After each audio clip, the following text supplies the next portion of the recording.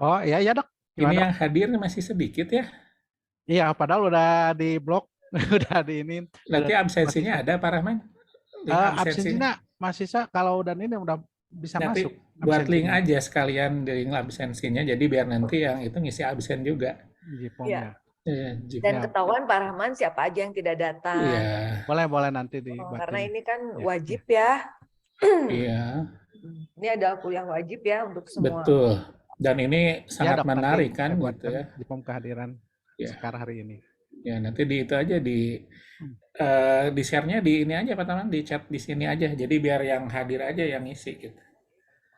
Jangan di grupnya seperti itu. Dan ini menuntut kejujuran ya, Ya karena ya mangga mangga. kembalinya di luring gitu. Mahasiswa datang ke kampus gitu. Karena selama 2 tahun ini kita menjalani daring gitu. Sehingga mungkin ada beberapa hal secara praktis, emang praktis, namun ada beberapa hal yang mungkin belum bisa diserap atau tersampaikan dengan kuliah daring. Sehingga kemarin dicoba dengan luring dan sangat antusias kan sepertinya seperti itu. Kita tunggu sampai jam 8 lebih berapa dok ya? Karena mungkin dokter punya kesibukan juga ya kalau menunggu waktu sangat lama seperti itu. Jam 8 lewat 10 gitu dok. Jam 8 lebih 10 aja ya. Ya. Kita tunggu sampai jam 8 lebih 10 berapa yang hadir nih.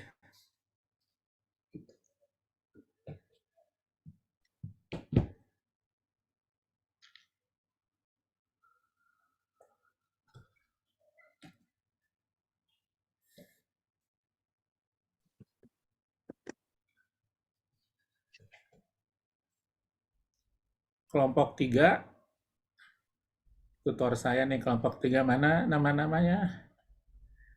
Mohon kameranya on cam dulu ya. Semua harap on cam.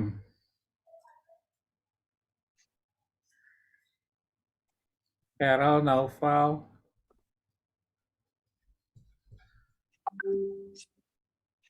sepertinya masih tidur ya. Masih tertidur mahasiswanya. Aduh. Bahaya kalau tertidur ya, kita udah sibuk mau ngajar ya. Menyiapkan segala. Iya, harus tercatat ini yang nggak datang. Iya, betul. Bahaya. Makanya sama oleh Pak Rahman nanti di itu aja di capture aja Pak Rahman. Ya Sampai dok, jam mangga 8.10 berapa orang yang hadir mangga ya. mangga mangga dok. Iya. Oke, sekedap. Screenshot aja.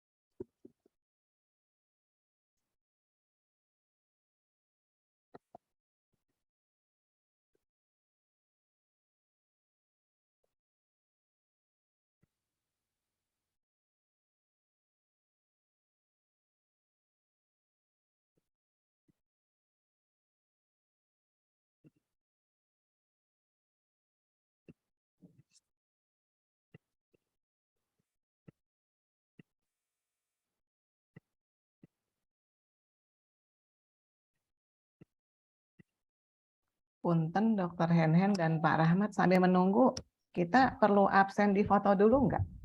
Sebaiknya ya, Dok. Makanya tadi saya minta on Kalau cam. perlu absen di foto, kita foto-foto dulu Iya. saja bagaimana sambil menunggu. Yes. Menghemat waktu. Iya. Karena punten nanti jam 10 kurang seperempat saya sudah perlu persiapan untuk menguji minor tesis. Ya, iya.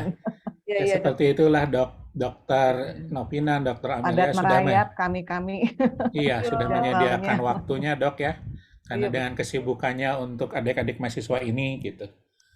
Mohon untuk mahasiswanya sendiri membutuhkan gitu untuk terkait topik yang sangat menarik ini akan disampaikan oleh dua pakar kita hari ini seperti itu. Maka Pak Rahman silahkan untuk diambil. Yang lainnya on cam ya. Ini masih banyak yang off cam.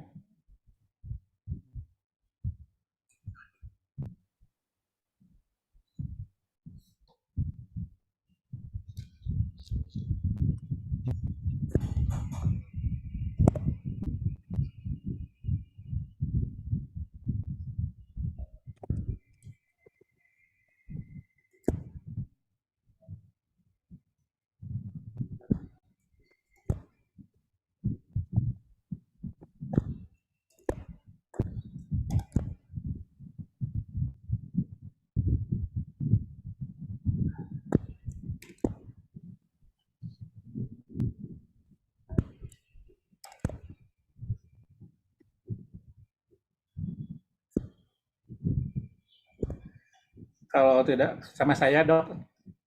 Ya, kita mulai dari screen nomor 1. Silahkan. 1, Pak Rahman mau on cam Pak Rahman? Biar ada buktinya Pak Rahman juga. 1, 2, 3. Sekarang yang kedua. 1, 2, 3. Sekarang yang ketiga selanjutnya. 1, 2, 3. Yang keempat. 1, 2, 3. Ya. Karena waktu sudah jam 8:11, mari kita mulai acara ini, acara seminar pakar ya. Mari kita buka dengan bacaan Bismillahirrahmanirrahim bersama-sama. Bismillah ya. Bismillahirrahmanirrahim. Assalamualaikum warahmatullahi wabarakatuh. Selamat pagi bagi para pembicara. Nih ada dua pakar dari yang pertama Dr. Novina Andriana, spesialis anak konsultan dari Departemen Anak, Divisi Endokrinologi Anak. Yang kedua ini CV-nya ya bisa panjang dok ya. Bisa dibaca semua. Bisa baca semua ya. Jadi Dr. Novina ini adalah seorang pakar bidang endokrinologi anak ya. Selanjutnya Dr. Amelia, spesialis obstetrik ginekologi, spesialis konsultan fetal maternal. Ini juga adalah seorang pakar bagian dari obstetrik ginekologi yang terkait nanti berbicara tentang bagaimana obesitas, diabetes, khususnya pada anak dan pada wanita hamil. Saya boleh izin share sedikit dok terkait nanti topik hari ini. Saya izin sharing dulu. Oh iya benar dok. Ya. Ini hanya untuk mengingatkan kembali ya. Jadi nanti pembicara pertama Dr. Novina maksimal 30 menit. Kita langsung aja diskusi tanya jawab dari mahasiswa terkait topik yang akan disampaikan. Waktunya untuk presentasi 30 menit, untuk tanya jawab atau diskusi 30 menit ya. Nanti dilanjut oleh Dr. Amelia yang sama waktunya 30 menit dan untuk diskusinya juga 30 menit. Saya izin sedikit kepada para pembicara untuk mengingatkan kembali ini suatu proses transformasi ya. Barangkali ini ada sebetulnya ada pertanyaan dulu ya. Bagi yang bisa jawab silahkan nanti dapat voucher umroh bagi yang sudah bayar tiketnya. Tapi yang belum tidak ya. Kira-kira ada yang tahu nggak siapa ini? Pasti Dr. Novina mah tahu karena yang menanganinya ya. Ini saya sampaikan kenapa? Karena ini bagian dari suatu proses transformasi gitu ya. Dan ini juga sama. Kalau ini mah sama-sama namanya, tetapi yang satu-satu adalah idolanya emak-emak gitu. Apa yang terjadi dari awal sampai akhir, ini kan foto terakhir yang saya ambil dari media sosial, awalnya seperti inilah gitu ya. Ini seorang anak yang mengalami transformasi, ya. Namanya yang satu Arya Saloka, yang satu Arya Pramana. Ini adalah hasil usaha yang sangat luar biasa dari 190 kg mengalami penurunan. berkat beberapa ahli trainer, ahli nutrisi, dokter anak, ya, di sini adalah Dokter Novina. Mungkin ini suatu transformasi terkait nanti topik yang akan disampaikan bagaimana obesitas dan diabetes pada anak-anak seperti itu. Barangkali itu pembuka dari saya. Untuk selanjutnya, saya berikan waktu kepada Dokter Novina untuk menyampaikan topik terkait obesitas, diabetes pada anak-anak seperti itu. Silahkan Dok, mangga waktu dan tempat kami persilahkan.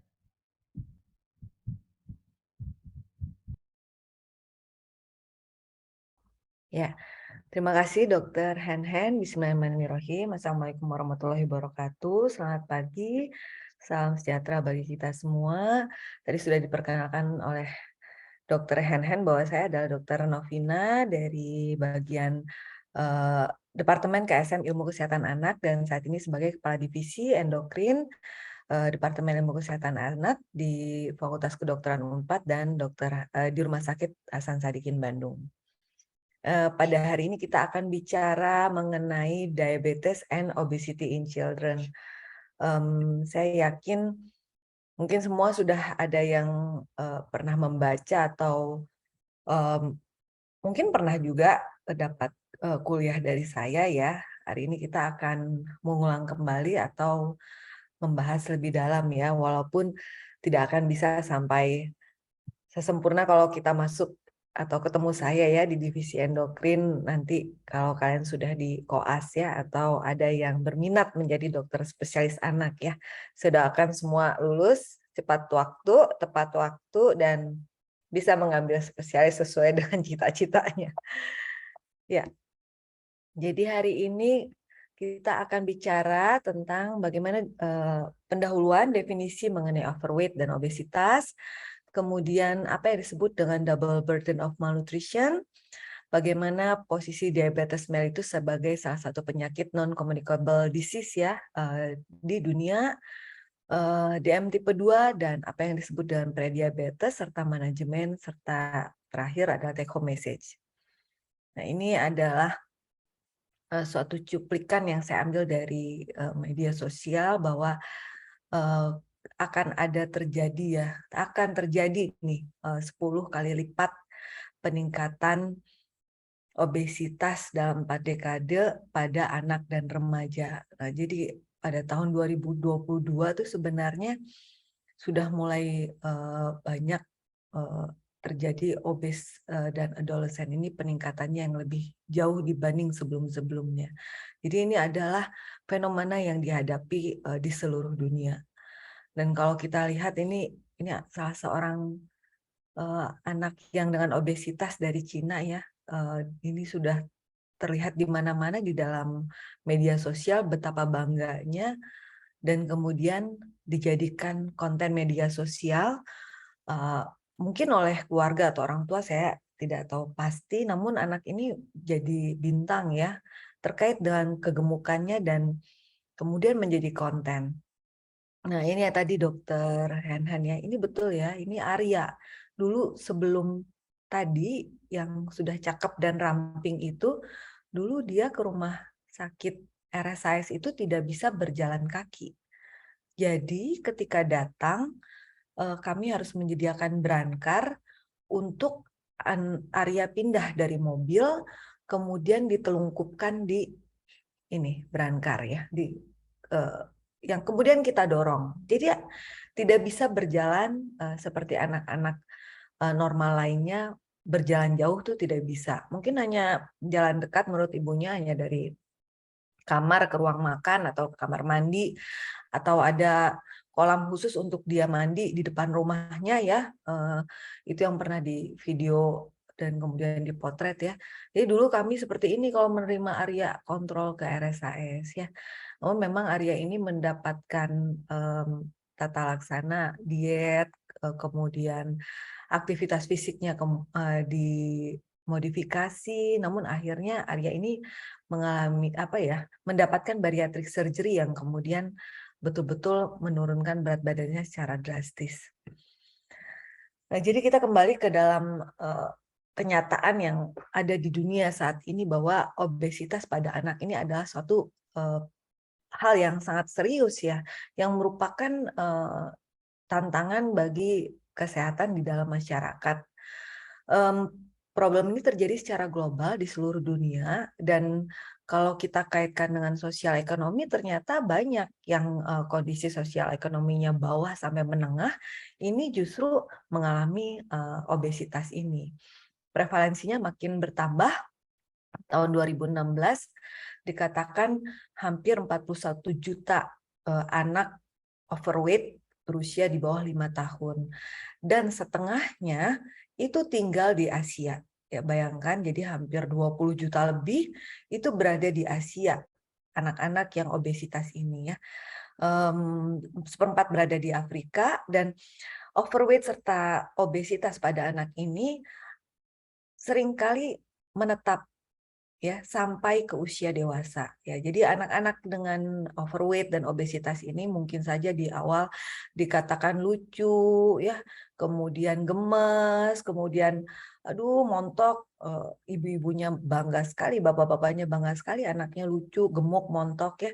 Padahal ini sebenarnya kemungkinan besar akan menetap sampai anaknya menjadi dewasa, dan kemungkinan besar akan mengembangkan penyakit yang tadi ya, non-communicable disease, diabetes, kardiovaskular pada usia yang lebih muda. Ya, jadi seperti saya punya pasien ya yang stroke dengan obes di usia 7 tahun. Bayangkan anak usia 7 tahun sudah stroke karena dia obes ya, dan penyebabnya adalah DM tipe 2 ya di awal.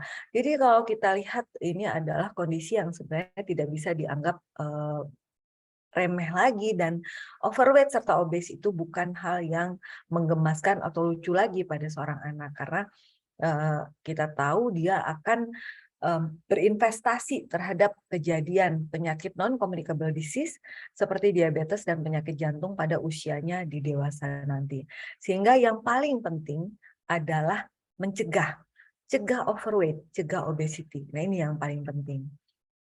Definisi dari obesity, overweight itu bila lebih dari sama dengan 1 standar deviasi pada kurva BMI ya. Kalau obes lebih dari sama dengan 2 standar deviasi. Ini harus diplot ya ke kurva CDC atau kurva WHO. Dan obesity sendiri merupakan akumulasi lemak ya yang berlebihan dan abnormal, sehingga akan menjadi resiko bagi kesehatannya. Konsekuensi yang paling signifikan pada seorang anak terkait dengan overweight dan obesity mungkin saja tidak kelihatan di awal, namun ini seperti saya katakan investasi terhadap penyakit di kemudian hari, yaitu penyakit kardiovaskular ya, penyakit jantung, stroke seperti yang saya sebutkan, diabetes ya, musculoskeletal disorder, osteoartritis ya pasti ya, kemudian beberapa jenis kanker tertentu ya, endometrial, kemudian payudara dan kolon ya. 2,6 juta orang per tahun paling sedikit meninggal sebagai akibat dari overweight dan obesitas. Double burden of malnutrition. Nah, ini banyak sekali negara-negara yang pendapatannya rendah atau menengah sekarang mengalami yang disebut dengan double burden of disease. Jadi di satu pihak terjadi malnutrisi berat atau undernutrisi, yang satu lagi terjadi overweight dan obesity. Nah, kalau kita lihat dari problem yang undernutrisi, kita bisa melihat bahwa banyaknya masalah dari segi penyakit infeksi. Nah, kalau yang berlebihan overweight dan obesity yang tadi non-communicable disease mungkin akan terjadi di kemudian hari.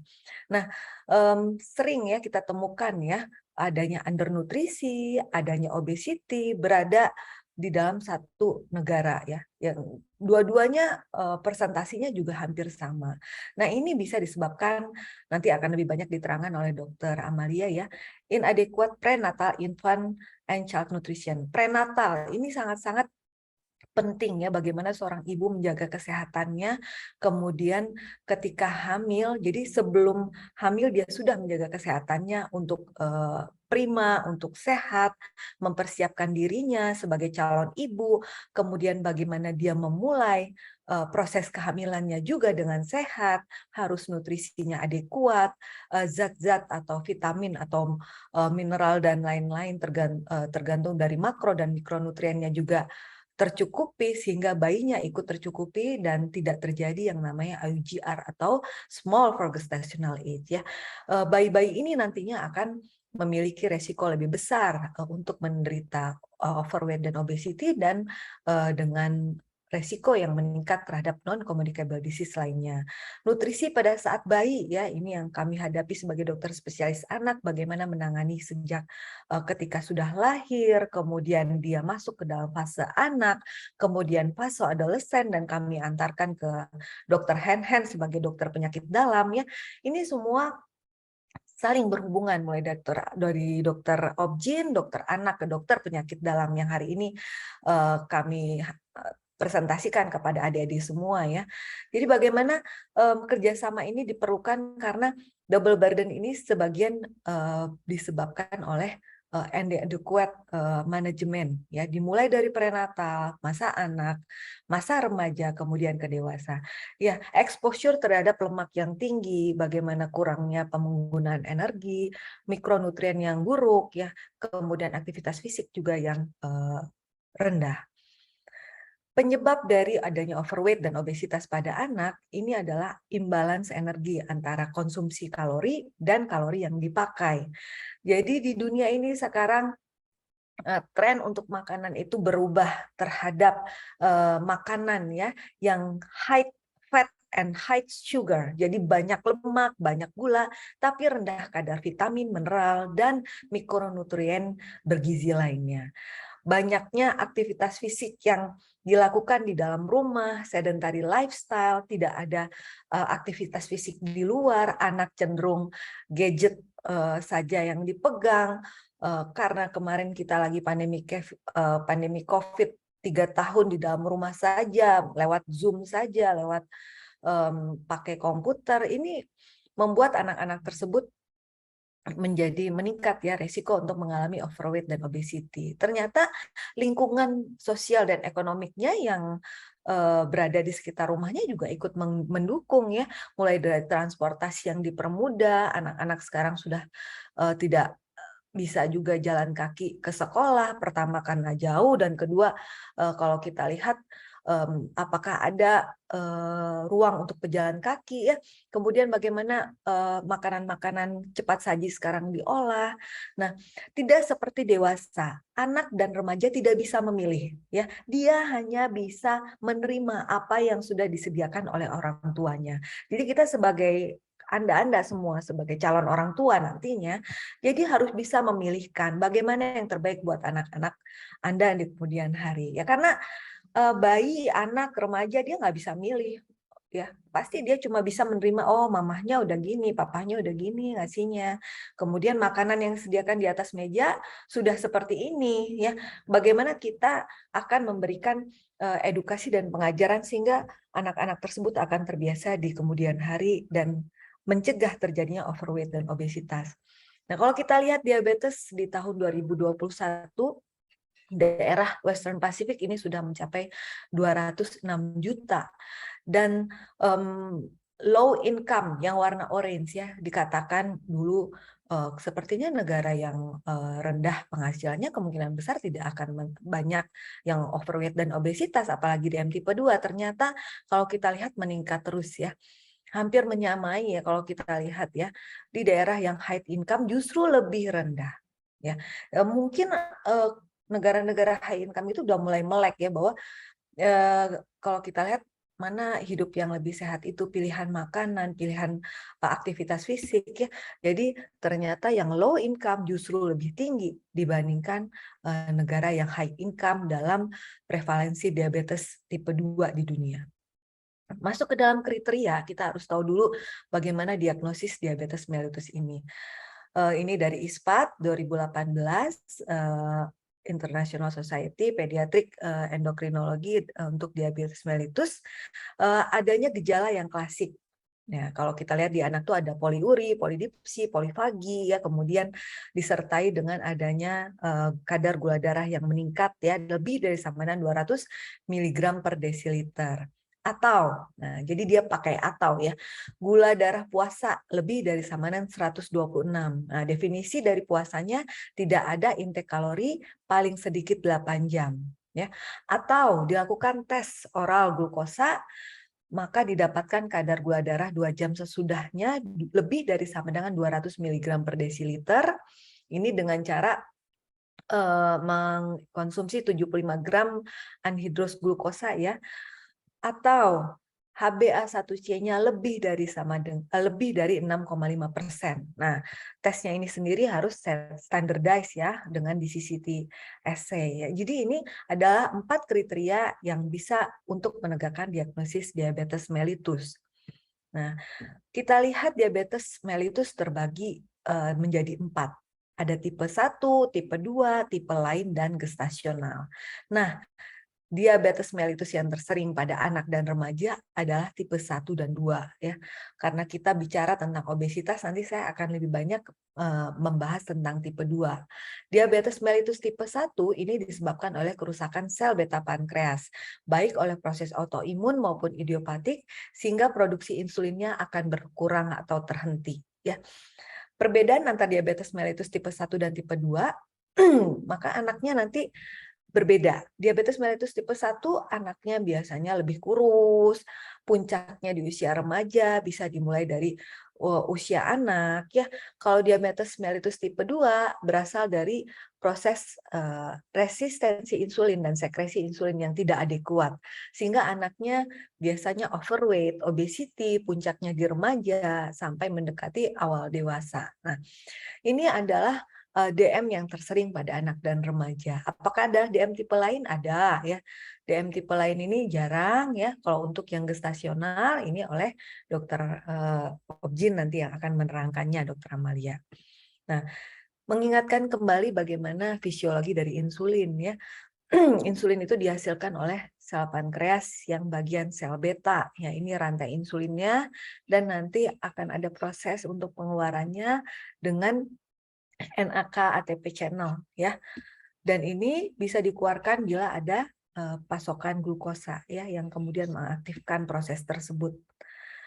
Homeostasis dari gula darah ini normalnya terjadi pada setiap manusia sehat yang tidak mengalami gangguan dari insulin, ya. Bila adanya stimulus dari glukosa yang masuk melalui makanan, maka kadar glukosa darah akan meningkat.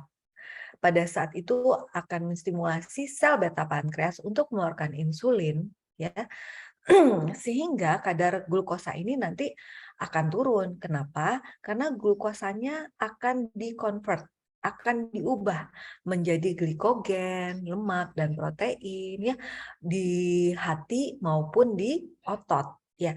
Nanti akan menjadi sumber untuk energi, atau bisa juga dikonvert bila kadar gula darah menurun menjadi glukosa kembali, ya.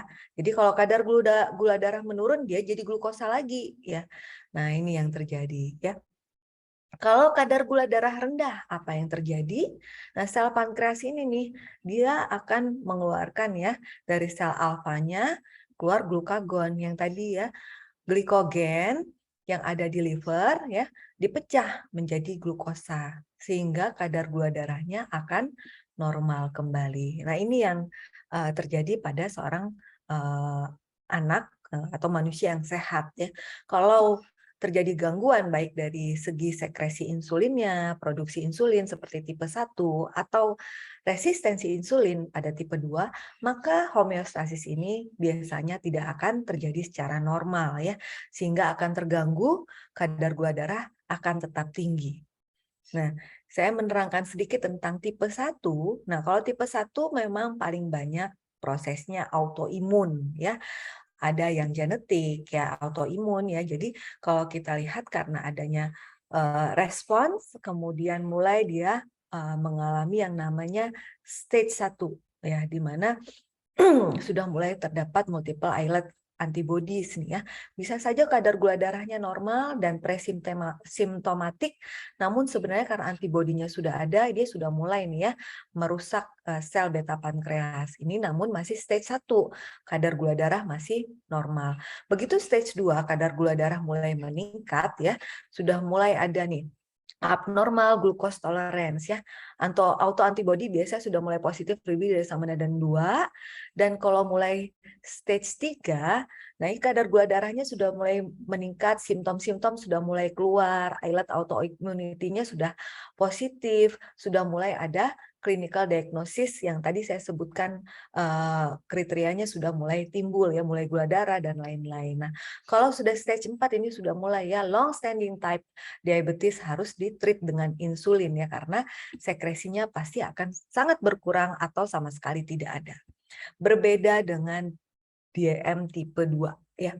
Apa yang terjadi genetik dan environmental factor di sini ya, karena dia meningkatnya nafsu makan, exercise-nya kurang, intake-nya meningkat, tapi metabolisme tidak efisien ya. Sehingga semua masuk ya menjadi lemak ya, semua masuk menjadi cadangan energi ya, lemak bertambah ya, kemudian terjadi inflamasi ya di sini ya, reaktif oksigennya juga mulai aktif, dislipidemia sudah ada, adipokin, sel beta pankreasnya juga sudah mulai mengalami gangguan ya, sehingga terjadilah resistensi insulin. Nah, disfungsi dari sel beta pankreas ini ya, sehingga menyebabkan produksi glukosa yang mulai meningkat, tapi terjadi gangguan uptake dari glukosa dan penyimpanannya ya. Obesitas akan berkaitan terus-menerus dengan DM tipe 2. Nah, ini kalau kita lihat ya, di awal mungkin saja masih gula darahnya masih rendah, masih normal-normal saja misalnya ya. Namun dengan terjadinya obesitas yang terus-menerus, maka sudah mulai nanti ada prediabetes ya, nanti saya akan terangkan gula darah sudah mulai meningkat, baik dari gula darah puasa maupun sesudah makan. Dan di sini sudah mulai terjadi resistensi insulin.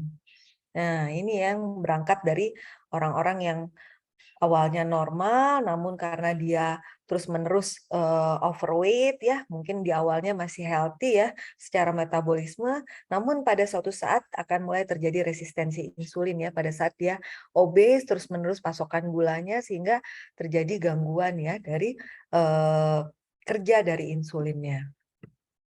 Ya, ini sama ya, bahwa lipolisis yang meningkat dengan asam lemak yang meningkat ini ternyata nanti berakibat dari inflamasi dan oksidatif stresnya yang juga ikut meningkat ya. Ini yang paling kita takutkan, aterosklerosis ya, penyakit jantung koroner pada obesitas. Nah, sama ya. Microvascular complication ini biasanya sudah mulai terjadi, jangan heran dan jangan kaget, sejak mulai diagnosis mulai ditegakkan, itu kita sudah mulai mengerti, sudah mulai tahu bahwa sebenarnya komplikasi mikrovaskular itu sudah mulai dipupuk, sudah mulai diinvestasikan pada saat mulai terdiagnosis. Begitu juga dengan makrovaskular ya. Jadi ini akan mengakibatkan dampak yang mungkin saja terjadi di awal dewasa muda ya pada anak ya. Bayangkan anak-anak bisa terjadi stroke, penyakit jantung koroner di awal masa mudanya. Nah, karakteristik klinis DM pada anak dan remaja kalau kita lihat tipe 1 dan tipe 2 yang tadi saya sebutkan itu berbeda ya. Biasanya kalau tipe 1 akut dan cepat, usia awitannya bisa lebih muda ya. Namun kalau tipe 2 biasanya pada saat pubertas dan setelahnya. Kalau untuk yang tipe 2, presentasi klinisnya itu bervariasi ya, lambat, sedang, tersembunyi hingga berat, karena overweight dulu, kemudian anaknya obes dulu, kemudian mulai sedentary lifestyle-nya, tidak mau bergerak dan lain-lain ya. Dan barulah mulai timbul resistensi insulinnya ya. Yang sering terkait dengan autoimun itu adalah tipe 1, tipe 2-nya tidak. Yang sering terjadi ketoasidosis diabetikum adalah tipe 1 ya. Ini adalah komplikasi terberat. Obesitas di mana letaknya di tipe 2 ya. Dan kalau akantosis nigricans ya nanti saya perlihatkan gambarnya di mana itu di tipe 2 ya. Frekuensi DM paling banyak sebenarnya pada anak itu yang tipe 1 ya. Namun di Jepang ini ternyata tipe 2 yang paling banyak ya. Orang tuanya DM paling banyak di mana? Yang tipe 2. Tipe 1 biasanya sedikit atau jarang. Nah, ini ya yang disebut dengan akantosis nigricans ya. Mau segimana juga digosok-gosok sampai luka, sampai lecet nggak akan hilang ya. Bukan daki, bukan kotoran ini. Ini adalah tanda-tanda resistensi insulin ya. Jadi kalau kita lihat kehitaman di belakang leher, anak yang gemuk di siku ya, di ketiak ya, leher depan, ini adalah akantosis nigricans, tanda-tanda resistensi insulin pada anak yang overweight dan obesitas. Ya, ada kondisi prediabetes. Ya, ini adalah kondisi menuju diabetes ya, di mana HbA1c-nya berada antara 5,7 sampai 6,4 ya. Kalau diabetes kan 6,5. Kalau normal 5,7 ke bawah. Nah, kalau dia berada di tengah-tengah, ini yang disebut dengan kondisi prediabetes. Kalau gula darah puasanya 100 sampai 125, kalau setelah dilakukan OGTT gula darahnya 140 sampai 199, maka termasuk dalam kondisi prediabetes. Hati-hati nih, anak ini harus cepat ditangani agar tidak masuk ke dalam diabetes ya. 60% prediabetes biasanya transien, dia akan membaik dalam 2 tahun ya. Apalagi kalau dia timbul sebelum usia pubertas. Namun bila anaknya tetap terus-menerus overweight dan kemudian tetap berat badannya bertambah menjadi obesitas, maka ini adalah prediktor ya. Akan terjadi persisten prediabetes dan anak tersebut akan menuju DM tipe 2. Nah, ini pentingnya ya. Kondisi prediabetes ini harus segera ditangani. Nah, manajemen DM tipe 2 apa yang harus dilakukan? Ya, manajemennya yang pertama diet ya. Jadi mungkin kita akan bersama dengan dokter dietitian, nutritionist ya, rekomendasi makan yang baik ya, bagaimana menghilangkan atau mengurangi lah ya makanan minuman yang mengandung pemanis gula terlalu banyak, jus ya, kemudian ya ini janganlah sering jajan di luar, biasanya tidak bisa diperkirakan ya kadar gulanya atau justru lemaknya lebih tinggi ya. Sebaiknya makan di rumah yang dimasak dengan cara yang baik, kemudian makanannya juga sehat ya, dan mengurangi makanan-makanan cepat saji atau makanan-makanan yang kemasan ya. Dan ini edukasinya bukan hanya pada pasien, tapi harus sekeluarga ya, karena seperti tadi anak dan remaja tidak bisa memilih mereka mau makan apa. Itu yang menyediakan orang tuanya. Jadi Anda sebagai calon orang tua harus mengingat ini, bagaimana kita harus memberikan makanan yang sehat bagi anak-anak kita ya. Kalau exercise apa? Kurangi sedentary time-nya, nonton TV di komputer ya maksimal 2 jam per hari ya, dan lakukan olahraga moderate sampai berat ya untuk aktivitas fisiknya ya 30 sampai 60 menit paling sedikit 5 hari dalam seminggu. Nah, ini tidak sulit loh, 30 sampai 60 menit paling sedikit 5 hari dalam seminggu. Dan yang paling penting adalah kurangi berat badan 7 sampai 10%. Nah, ini ya memang perlu waktu ya dan bertahap. Nah, kalau kita lihat dari konsensus atau guideline terbaru ya. Jadi kalau anak dengan DM tipe 2 itu apakah mendapatkan terapi hanya tadi ya memang kita harus lihat ya, kalau HbA1c-nya masih kurang dari 8,5%, tidak ada asidosis atau tidak ada ketosis, kita obat satu-satunya yang di-approve hanya metformin ya, nanti dititrasi ya maksimal 2 gram ya.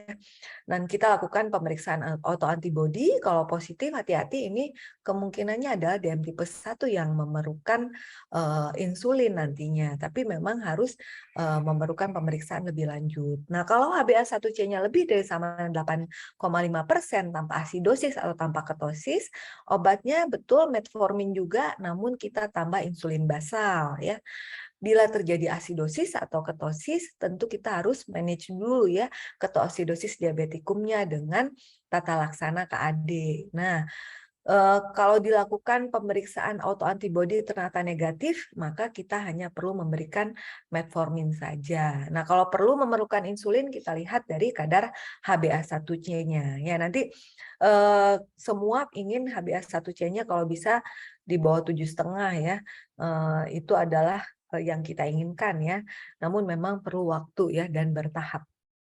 Nah, bagaimana mencegah diabetes? Ya pasti limit ya, kurangi intake glukosa yang manis-manis, harus olahraga teratur, hindari sedentary lifestyle, jangan nonton TV terus ya, dan edukasinya harus seluruh keluarga yang paling penting ya.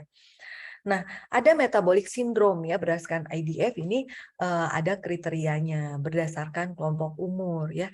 Kalau kita lihat di sini nanti dilihat dari obesitasnya apakah betul sudah masuk ke dalam definisinya, kemudian dari kadar trigliserid di atas sama dengan 150 mg per desiliter, HDL-nya di bawah 40, hipertensi ya sistolik sama lebih dari sama 130 dan diastolik lebih dari sama 85, dan ini ya kadar gula darahnya. Nah, kalau menggunakan OGTT ya.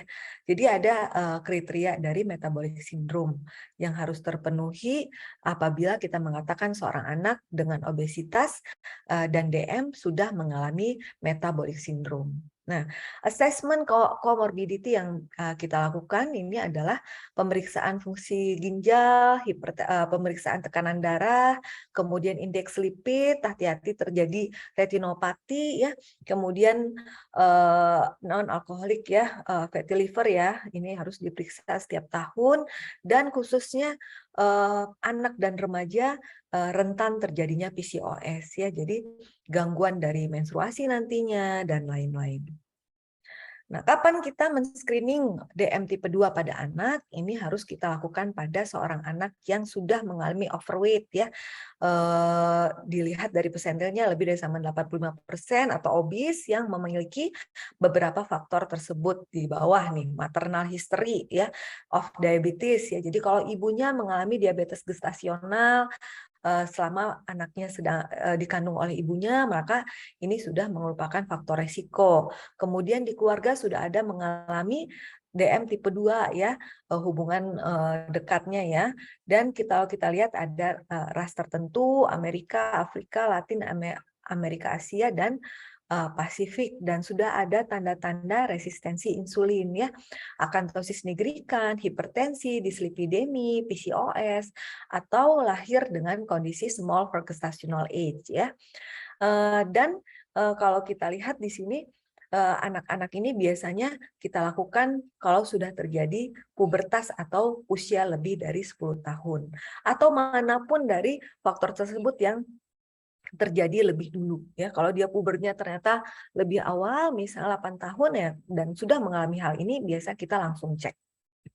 Nah, saya di penghujung slide saya terakhir ya, bahwa obesitas adalah resiko terbesar terjadinya DM tipe 2 pada anak dan remaja ya. Jadi obesitas dan DM tipe 2 ini adalah pandemik kembar ya, twins pandemic ya. Jadi ini biasanya akan terjadi secara bersamaan ya.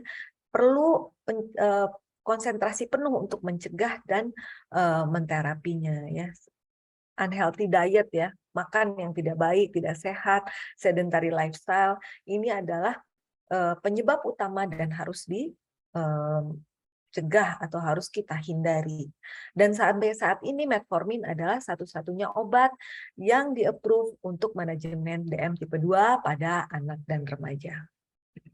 Ya. Terima kasih. Sudah selesai presentasinya, Dr. Hen. Ya, terima kasih Dr. Novina atas presentasinya yang sangat menarik dengan waktu yang tepat juga nih. Ini juga memunculkan insight buat mahasiswa, akan memunculkan banyak pertanyaan ya terkait bagaimana obesitas, hubungannya dengan DM tipe 2 kan pada anak ya. Jadi sudah dipaparkan kalau DM tipe 1 lebih ke arah autoimun salah satunya. Dan ini juga akan menjadi tantangan buat kita semua, khususnya adik-adik nanti yang menjadi dokter ya. Apalagi nanti yang di verifier, bagaimana kita men-screening ya, resiko seorang anak untuk mengalami DM tipe 2. Untuk selanjutnya kita masuk ke diskusi. Mangga silahkan bagi yang mau bertanya bisa raise hand. Ini sangat menarik topiknya, ya terkait anak itu memiliki karakter yang berbeda dengan dewasa ya. Mungkin karena juga ada apa namanya Undang-Undang Perlindungan Anak sehingga ada pergeseran umur sekarang ya. Kalau dulu kan 14 tahun ke atas itu masuk ke dewasa, ke penyakit dalam, sekarang di atas 19 tahun masuk dewasa. Silahkan mangga adik-adik yang mau bertanya silahkan raise hand atau lewat chat. Ada yang bertanya? Bisa raise hand? Punten dokter izin bertanya dok. Silakan mangga. On cam. Saya nggak lihat itunya siapa. Masuk, Laurentia, silakan Laurentia. Silakan. Punten dok, ini kayaknya dari PPDS ada yang mau bertanya juga. Ini yang pertama siapa? Laurentia PPDS bukan? Oh, saya bukan dok. Laurentia dulu silakan. Oh ya udah, baik. Terima kasih banyak dok untuk kesempatannya. Terima kasih juga Dokter Novina untuk presentasinya. Izin bertanya, kalau untuk yang akanthosis nigricans itu apakah bisa dijelaskan mekanismenya, Dokter Novina? Terima kasih banyak dok sebelumnya. Ya, jadi kalau kita lihat nanti itu berkaitan ya dari banyaknya kadar gula darah yang meningkat ya, kemudian terjadinya hiperpigmentosis di kulit ya. Dan sebenarnya saya terus terang belum banyak tahu ya untuk mekanisme yang terjadinya di dalam selulernya ya. Nanti saya akan baca lagi mungkin. Oh iya, nggak apa-apa dok. Terima kasih banyak dok. Ya, terima kasih. Mungkin apakah nanti ada hubungannya dengan kondisi ACTH kortisolnya juga sehingga perubahan warna ya terjadi Ya akanthosis sebenarnya kalau nigrans. dibaca gitu ya dok, karena Ya. ada pemberian dengan peningkatan kortisol dan lain-lain, ya itu nanti akan berkaitan dengan ACTH dan melatonin, melanosit ya, salah satu Nah, orangnya. tapi sebenarnya untuk yang selulernya itu saya belum pernah baca dok untuk yang selulernya. Ya. Oke, terima kasih Dokter Novina atas penjelasannya. Jadi ini juga menjadi insight buat saya ya, karena selama ini saya tidak memperhatikan gitu pada anak. Mungkin anak sendiri ya diperhatikannya. Oh ini teh kenapa kayak istilah Sunda mah daki ya, kenapa diruru teh bersih-bersih kan seperti itu. Mungkin itu salah satu tanda resistensi insulin pada anak sudah menandakan akanthosis migran itu. Untuk pertanyaan selanjutnya di sini sudah ada Dwina ya. Silahkan Dwina. Mau menanyakan tentang apa, silahkan. Punten, hatur nuhun dok. Tadi sepertinya ada yang on mic juga untuk bertanya. Silakan Dwina, silakan. Oke, saya baik. Terima kasih banyak atas kesempatan Dr. Hanhen. Selamat pagi Dr. Novina. Saya Dwina dari tutorial 4, anaknya Dr. Amelia. Saya izin bertanya dok. Sebelumnya terima kasih banyak juga atas pemaparan dan sharing materinya. Jadi saya izin bertanya sebelumnya untuk konfirmasi terlebih dahulu dok. Secara epidemiologis, keadaan hiperglikemi ataupun hipoglikemi ataupun diabetes di Indonesia apakah sudah terdata dengan baik dok di seluruh lapisan masyarakat di Indonesia? Dan soalnya sebelumnya saya pernah membaca mengenai epidemiologi yang berkaitan dengan penyakit yang berhubungan dengan glukosa darah, dan disebutkan bahwa secara epidemiologis belum ada gitu secara lengkap di Indonesia. Nah, kalau misalnya nggak lengkap gitu, apakah berkaitan dok dengan penanganan kita yang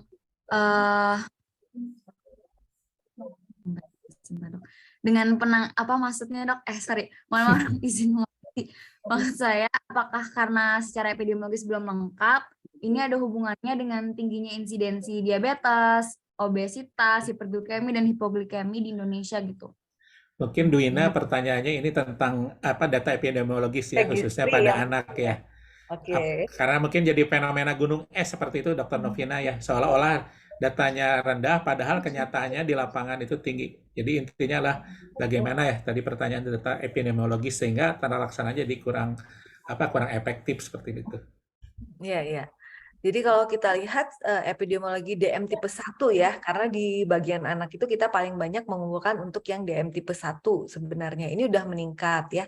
Maret 2021 itu kita dapatkan perbandingan rasionya 1,5 per 100.000 anak. Nah, meningkatnya 54 kali ya, karena sebelumnya mungkin tidak dikumpulkan dengan baik ya, kesannya pada awal-awalnya mungkin lebih sedikit. Nah, ini yang kita sebut dengan fenomena gunung es ya, dan ternyata pada tahun 2017 itu sampai 71% peningkatan yang kami dapatkan.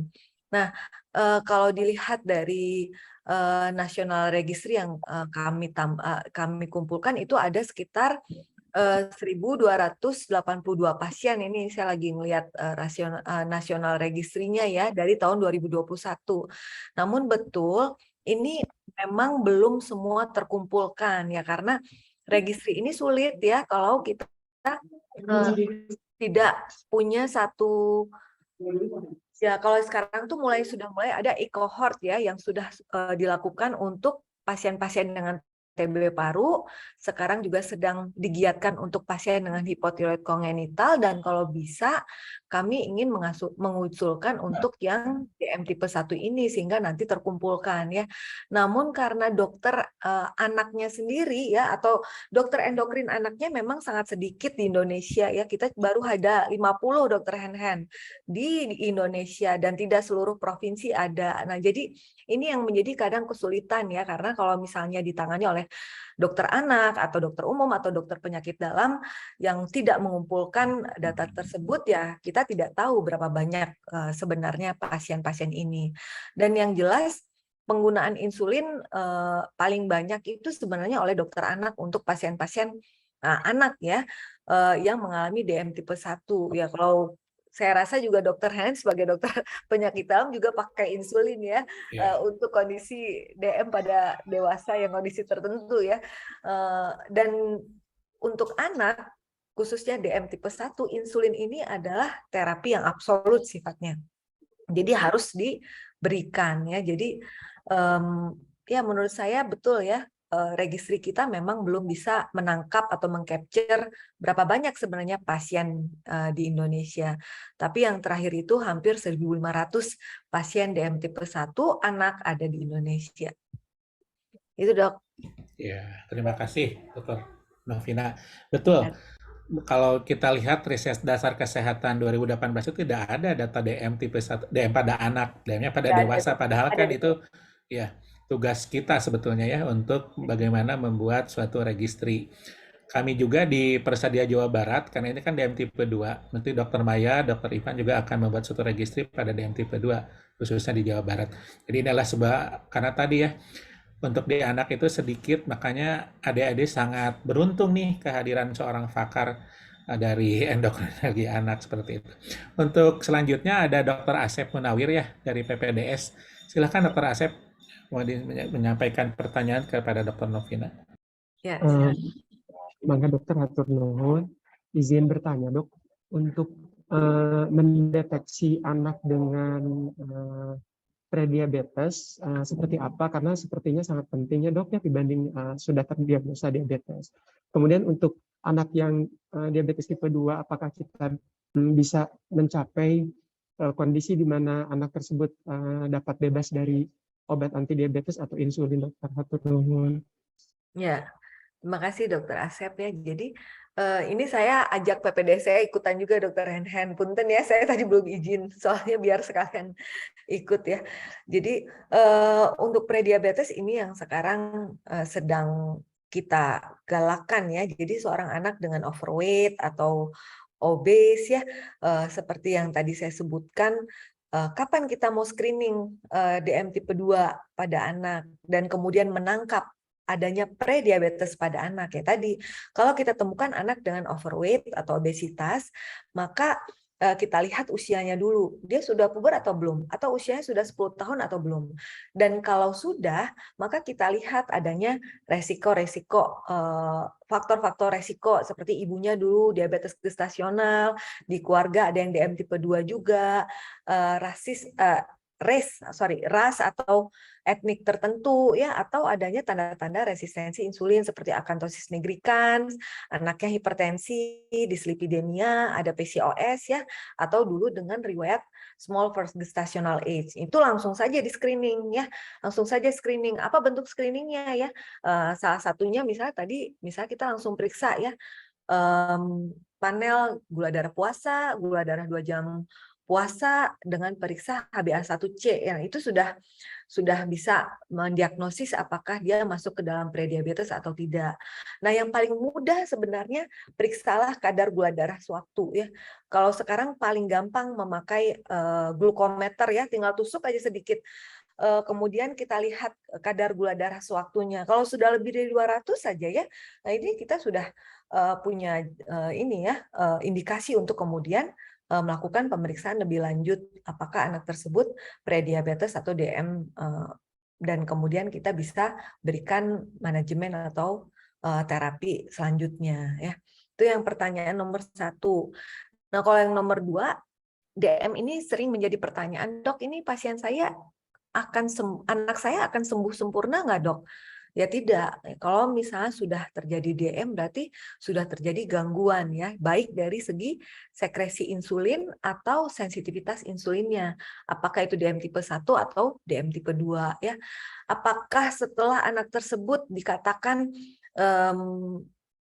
remisi atau membaik ya, dikatakan tidak perlu lagi mengkonsumsi metformin misalnya pada DM tipe 2, nanti dia selanjutnya akan sehat terus? Ya tidak. Kalau misalnya dia tidak berubah dari gaya hidup atau kembali ke gaya hidupnya yang dulu, penuh dengan intake glukosa tinggi, anaknya menjadi overweight dan obesitas lagi, maka dia suatu saat akan perlu minum obat kembali ya, tergantung dari pemeriksaan klinis dan laboratorisnya. Jadi tidak ada yang sembuh sempurna untuk kondisi diabetes mellitus ini ya.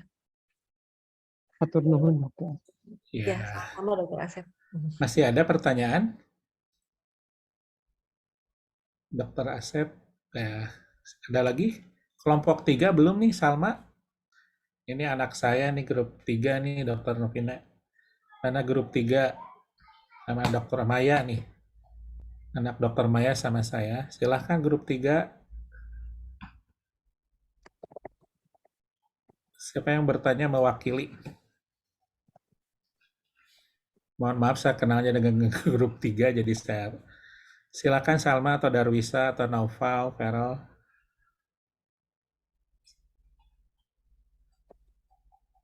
Oke, ada yang raise hand.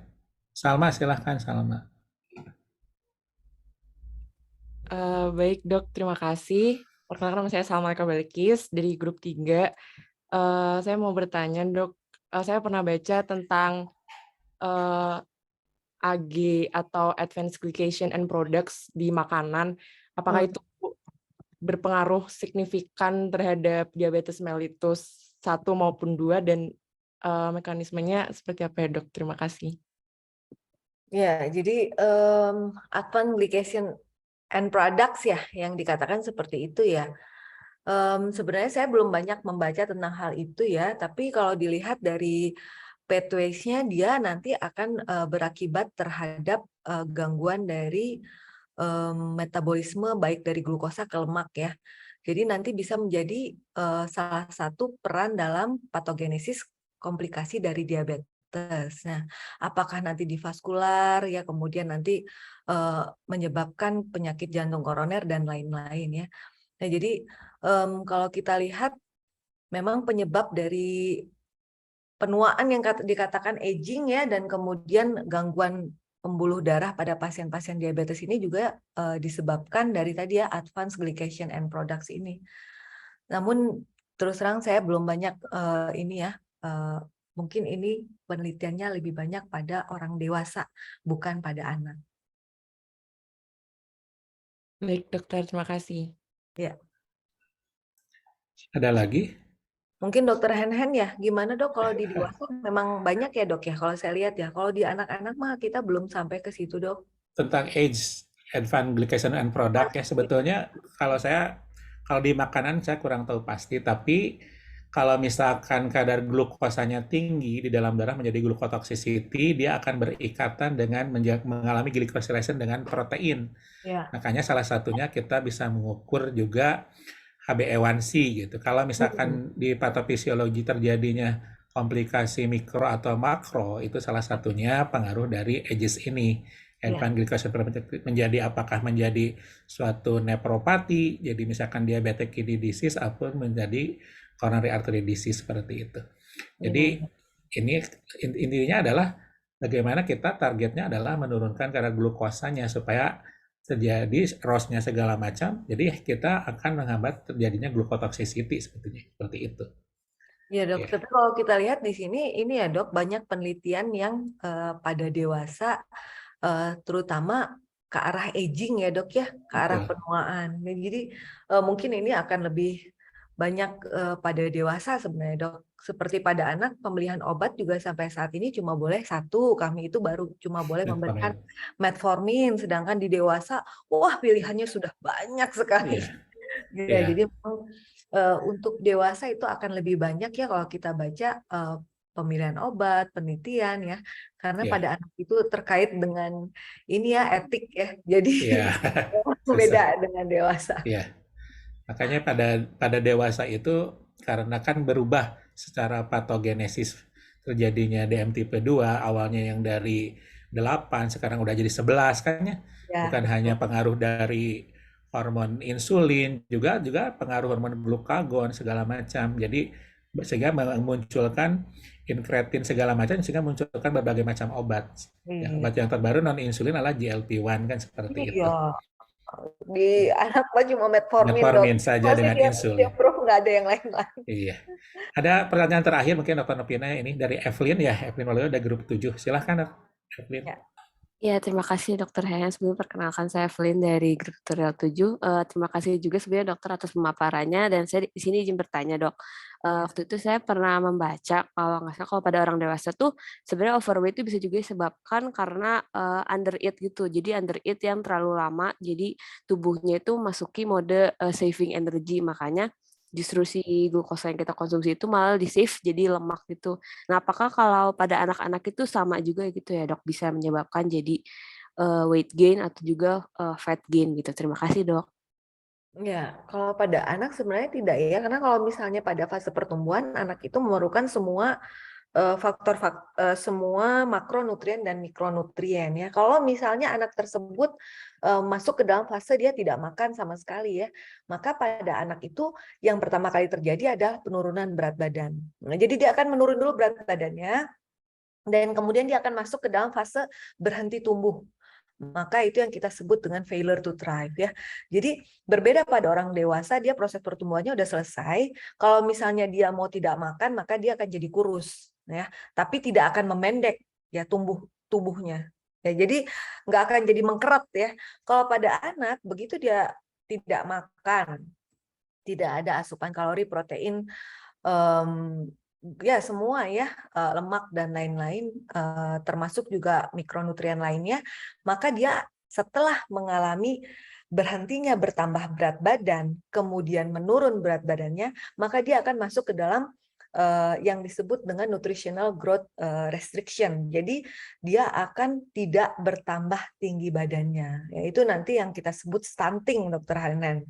Itu yang karena malnutrisi kronik, maka dia akan mengalami stunting, berhenti tumbuh sehingga anaknya akan pendek ya.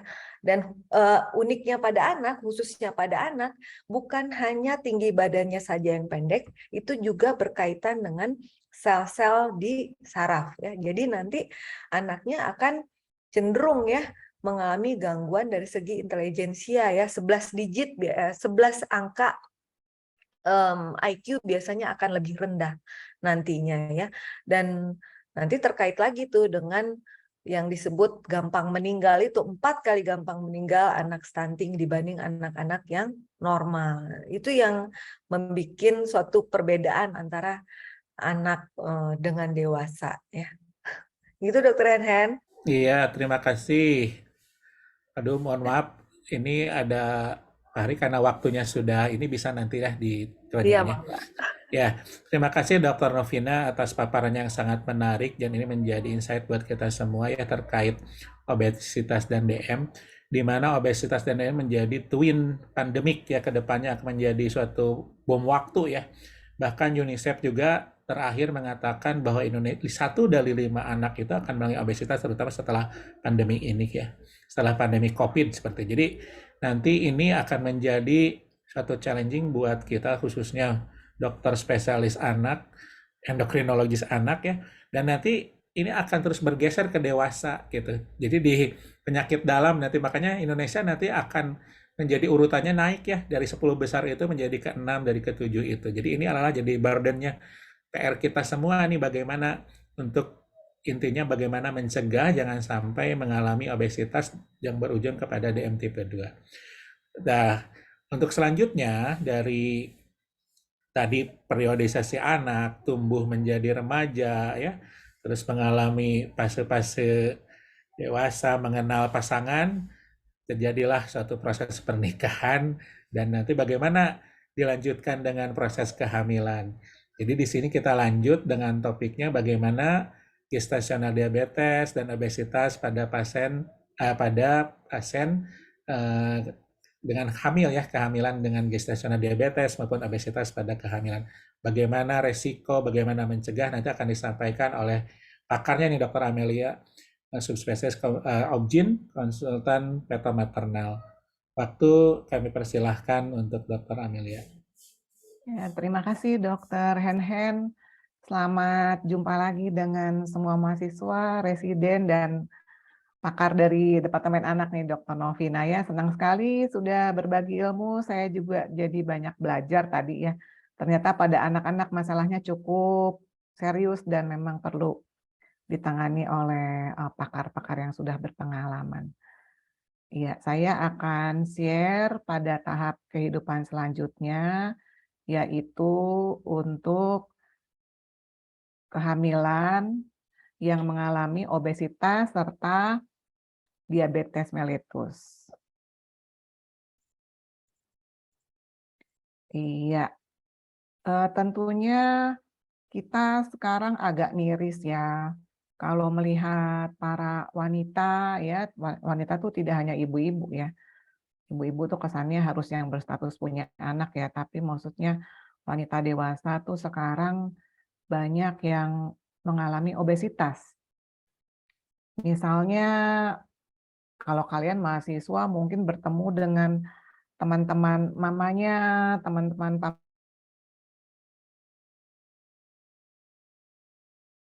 kakak, bisa terlihat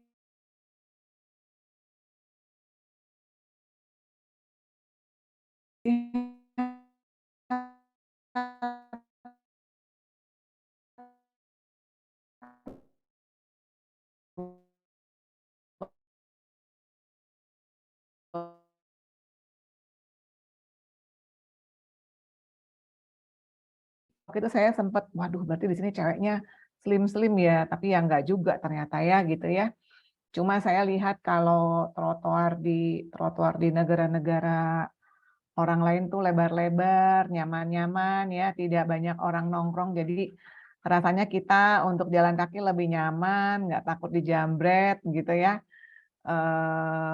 Maksudnya dengan trotoar lebar ini kan mengurangi obesitas ya, jadi banyak jalan ya, dan tentunya mengurangi harapannya mengurangi kejadian diabetes juga, karena kalau sudah terjadi pada kehamilan, waduh yang repot divisi saya fetomaternal. Inginnya kami juga walaupun sudah sekolah konsultan, inginnya bertemu pasien yang sehat-sehat saja dan baik ya. Kalau penyakitnya sudah banyak dengan komplikasi yang parah, kami ikut pusing juga walaupun pasti diperjuangkan dengan segenap daya upaya demi kemanusiaan. Yaitu sekelumit pengalaman ya untuk adik-adik yang nanti pasti jadi dokter dan jadi spesialis. Ya, untuk obesitas memang sekarang ya seperti yang saya jelaskan tadi banyak terjadi. Ya, ternyata kalau terjadi obesitas pada kehamilan itu akan menimbulkan efek baik efek yang pendek maupun efek jangka panjang ya. Bahkan bisa terjadi gestasional diabetes mellitus, dan bisa juga komplikasi yang lain, contohnya preeklamsi, hipertensi dalam kehamilan itu. Jadi merupakan satu rangkaian, mereka tidak berdiri sendiri. Bahkan nanti kalau anaknya lahir, ya, si janin ini lahir, bayi ini lahir, dia juga akan berisiko dengan dia memiliki tingkat morbiditas dan mortalitas yang lebih tinggi. Ya, bahkan kalau awalnya itu mereka dapat meningkatkan kejadian obesitas pada anak-anak dan metabolic syndrome. Jadi yang tadi diterangkan oleh Dokter Novina, spesialis anak, kalau kita runut ke awalnya, mungkin ibunya juga sudah mengalami obesitas atau diabetes mellitus pada kehamilan ini, sehingga anaknya, bayinya lebih berisiko mengalami demikian. Jadi ya Dokter Hen tadi siapa yang duluan seperti ayam atau telur bisa bolak-balik ini ya karena saling mempengaruhi ya. Sayangnya begini, kalau pada obesitas pada wanita tidak hamil dengan intervensi lifestyle-nya, kemudian diberikan obat anti obesitas masih bisa, tapi kalau pada ibu hamil belum bisa diberikan obat-obat anti obesitas. Mengapa ya? Ini bukan suatu option yang baik. Mengapa? Nanti kita lihat penjelasannya. Jadi dari penelitian RCT yang sudah dilakukan juga untuk melihat lifestyle-nya, bagaimana untuk menurunkan gestational weight gain ya, disingkat GWG. Jadi untuk peningkatan berat badan pada saat hamil itu juga nanti berpengaruh ke bagaimana kondisi ibu dan kondisi bayinya atau neonatus tuh untuk bayi baru lahir ya adik-adik. Ini jadi istilahnya ya, kalau boleh pinjam istilah mudah, dosa ibunya itu bisa turun ke anaknya. Itu kita sebetulnya merasa itu tidak adil karena anak merupakan individu sendiri. Tapi secara tadi sudah terangkan genetik, metabolisme dan sebagainya, ternyata memang ada pengaruhnya ke bayi-bayi baru lahir. Ya. Ini adalah estimasi BMI. Nah, tentunya ini kita bisa pakai karena ini dari WHO untuk wanita yang tidak hamil. Ya, misalnya di sini ya normal weight itu 18,5 sampai 24,9. Kalian bisa hitung sendiri-sendiri ya berapa BMI kalian. Jangan sampai nanti kalian memberikan penyuluhan terhadap pasien, terhadap masyarakat, namun dirinya sendiri tidak sehat.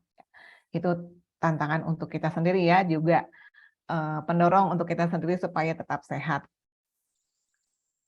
Di sini dikatakan bahwa BMI, jadi kita boleh lihat bahwa lemak di tubuh wanita ya yang tidak hamil itu sekitar 50-70%, tapi bervariasi. Namun kalau pada kehamilan memang tidak bisa langsung valid ya menggunakan BMI ini karena terjadi peningkatan total cairan di dalam tubuh ibu hamil. Jadi memang ada standar lain ya, tidak bisa langsung dipakai standar BMI ini walaupun kalau secara umum masih bisa. Ya. Nah, bagaimana sih prevalensi ibu hamil yang mengalami obesitas? Ini ada penelitiannya dari tahun 1999 sampai 2010. Obesitas itu cenderung meningkat pada ibu hamil, bahkan pada ibu dengan usia reproduktif ya, 28,4 ke 34% di United States ya. Kalau dari CDC penelitiannya itu tetap ya prevalensinya tetap tinggi ya, baik di kurun waktu 2003 sampai 2004 dan 2011 sampai 2012 ya. Jadi kalau secara global age dari BMI rata-rata itu meningkat ya. Kalau kita tarik jauh lagi ke belakang tahun 75, kalian sudah lahir belum? Kayaknya belum ya. Sampai 2014 memang cenderung meningkat gitu ya. Ya, sekarang kita ingin lihat dulu ya sebelum hamil sebetulnya ada efek nggak sih kalau ibu-ibu nih ya mengalami obesitas atau diabetes terhadap fertilitas dan fungsi reproduksinya. Ya, kita mundur sedikit ke belakang. Ternyata obesitas ini juga mengganggu ya aksis dari hipotalamus, pituitari juga ke ovarium ya. Kalian sudah belajar mungkin yang sudah mengambil sistem reproduksi, mengganggu aksis untuk pengaturan hormonal tersebut, sehingga nanti fase luteal, masih ingat nggak ya, fase luteal tuh salah satu fase di ini ya, siklus menstruasi ya, itu akan memendek ya, sedangkan fase luteal ini diperlukan untuk implantasi embrio yang baru jadi itu. Jadi lutealnya harus bagus. Kalau lutealnya nggak bagus, itu bisa mudah terjadi keguguran ya. Dan bahkan dia mengganggu kadar FSH, LH serta progesteron, bisa menurunkan ya. Jadi memang obesitas ini sangat berhubungan dengan ternyata fungsi di uterus, di ovarium, sehingga secara umum dapat mengubah fungsi reproduksi ya, dari yang berfungsi baik menjadi disfungsi, kasihan sekali ya. Dan dari penelitian ternyata juga dapat meningkatkan abortus spontan, bahkan anomali kongenital. Wah dok, kok separah itu ya? Iya, ternyata nanti kita bisa lihat ya secara lebih detail bahwa wanita-wanita yang obesitas itu mengalami 58% risiko untuk keguguran yang karena kelainan kromosom, ya, euploid itu ya. Jadi kalau yang obes itu sebanyak 58%, sedangkan yang non obes itu 37%, ya sudah ada penelitiannya. Dan dapat meningkatkan kejadian risiko kelainan kongenital berupa spina bifida, ya, defek di neural tube, ya, di sistem saraf, kemudian kelainan di ekstremitas bisa lebih pendek, kemudian bisa terjadi kelainan di celah bibir dan langit-langit. Ternyata itu bisa.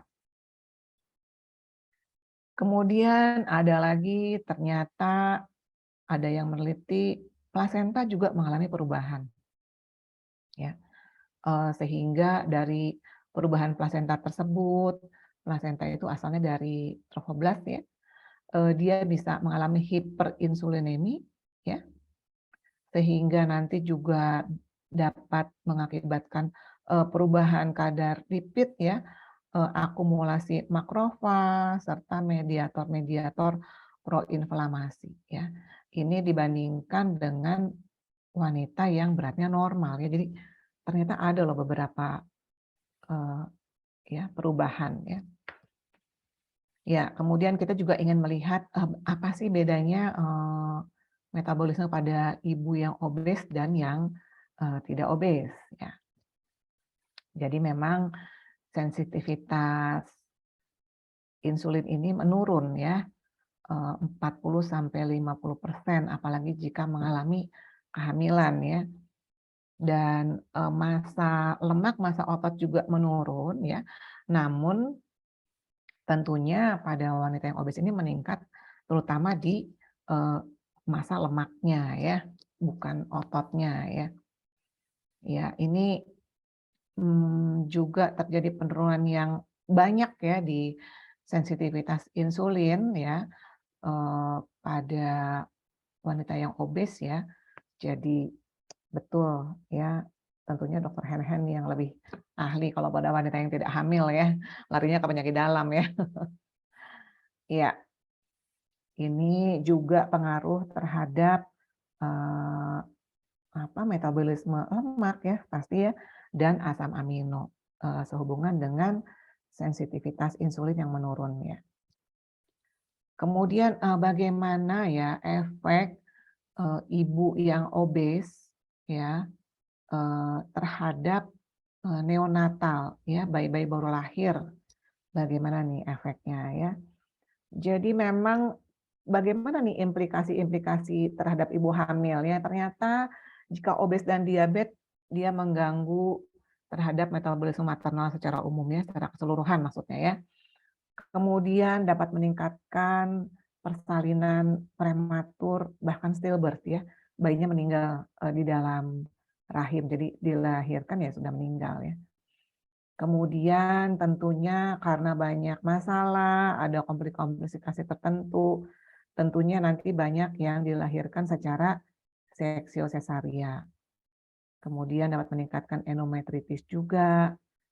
Dan selain yang langsung berhubungan yaitu masalah-masalah di kehamilan dan persalinan, juga anestesia.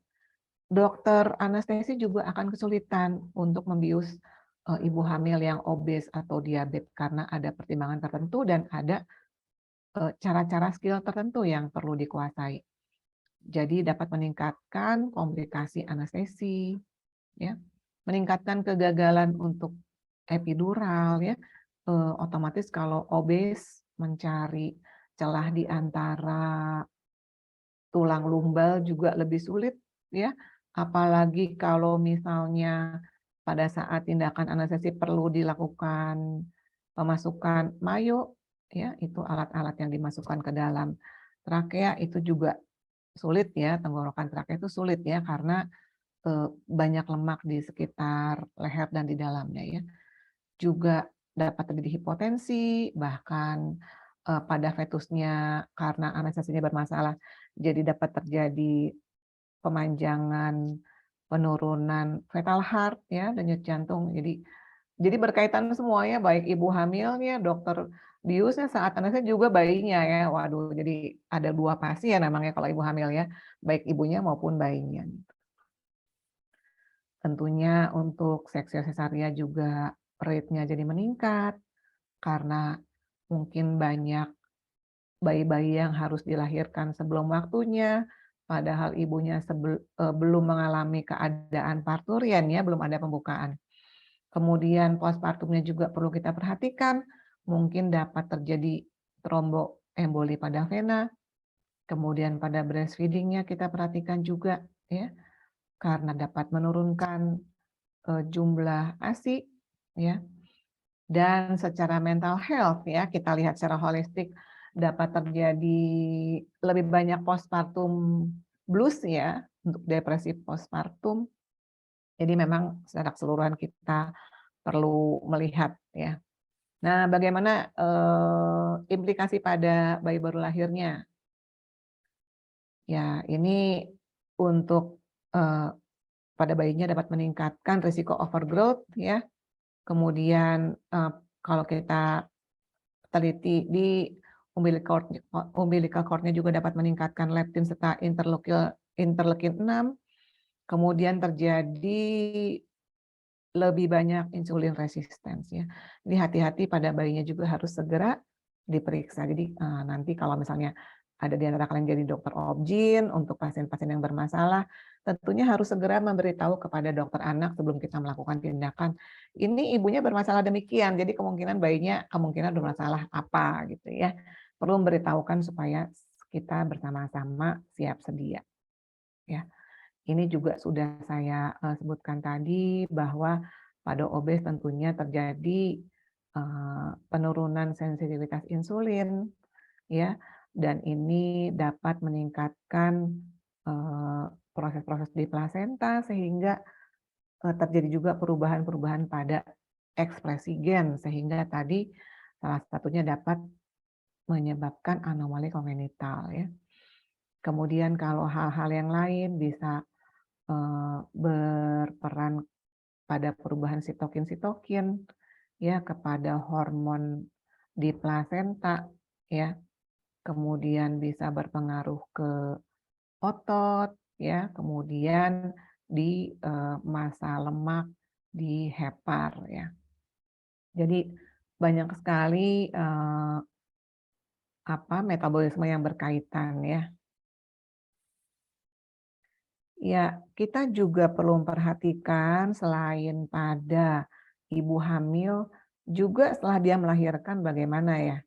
Ini ternyata tetap ada pengaruhnya. Jadi bukan stop sudah melahirkan selesai, ya. Tetap ada pengaruhnya, ya, baik pada ibu maupun pada anaknya. Misalnya, ya, setelah melahirkan, ya, ternyata ada perubahan-perubahan epigenetik loh. Jadi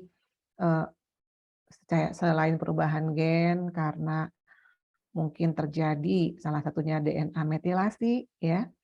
Kemudian program sel-selnya juga berubah ya. Kemudian terjadi inflamasi-inflamasi ya di plasenta ya. Dan pada neonatalnya bagaimana misalnya terjadi nanti pengaruhnya dari ibunya komposisi ASINya juga berubah, atau dapat juga terjadi mikrobiom ini misalnya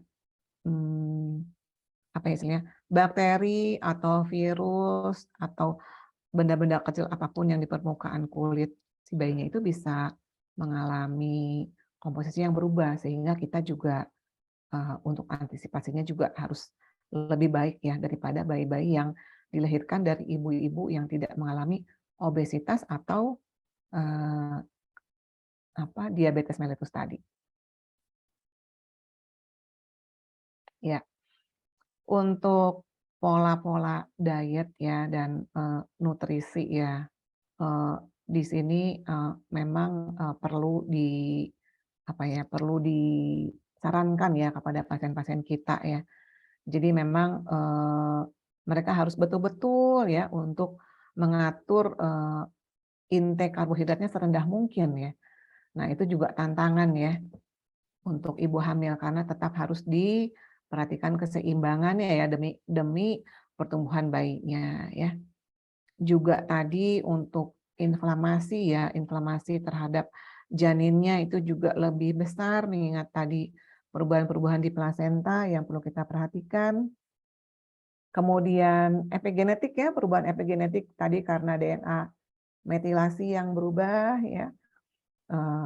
Kita harus betul-betul lihat ya, ada perubahan-perubahan apa. Memang mungkin kita lihat secara klinis, tapi ingat asal muasalnya pasti ada perubahan-perubahan genetik yang terjadi.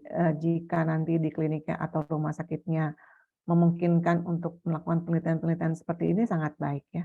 Jadi kita bisa runut ke atas apa sih yang berubah ya pada DNA-nya.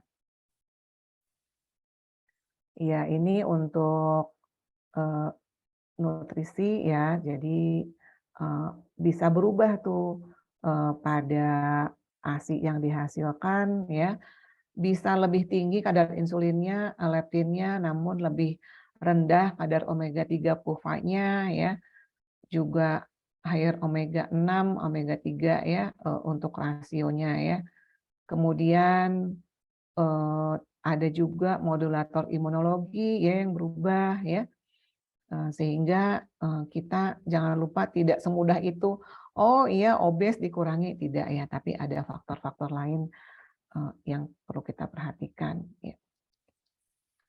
Nah, bagaimana nih kalau kita melakukan ya intervensi perubahan lifestyle ya, apakah menurunkan morbiditas perinatal ya. Jadi kalau kita punya target ya, saya lah ya punya target nih menurunkan berat pada wanita hamil yang obes ya, tentunya bisa menurunkan risiko pada perinatal. Namun tidak semuanya ya, jadi tetap saja dia ada risiko untuk terjadi SGA. SGA itu apa? Small for gestational age. Jadi nanti bisa saja kalau diturunkan berat ibunya, pada bayinya terjadi kehamilannya, hasil kehamilannya lebih kecil. Jadi yang harusnya bayinya beratnya sekian, ya dengan umur sekian, jadi lebih kecil. Itu tantangan tersendiri juga. Kalau untuk spesialis anak tidak mau dapat bayi-bayi yang kecil ya, inginnya bayinya yang cukup bulan dan cukup ukurannya cukup besar ya beratnya ya. Jadi tidak mau juga umurnya cukup bulan, namun beratnya kecil, tidak mau juga karena itu ada risiko-risiko tersendiri ya. Jadi memang kalau untuk pada ibu hamil ada tantangan-tantangan tersendiri sih ya untuk mengatasinya. Jadi berharap pada saat anak-anak dan dewasa sehat sehingga pada hamil pun sehat gitu ya. Ya ini intervensi-intervensi juga pada ibu hamil yang obes sehingga sehingga nanti targetnya anaknya atau bayinya harus lebih sehat ya. Terutama kita di lifestyle ya, karena tadi kan tidak mudah dan tidak merupakan opsi untuk memberikan obat-obatan penurunan berat badan ya pada ibu hamil.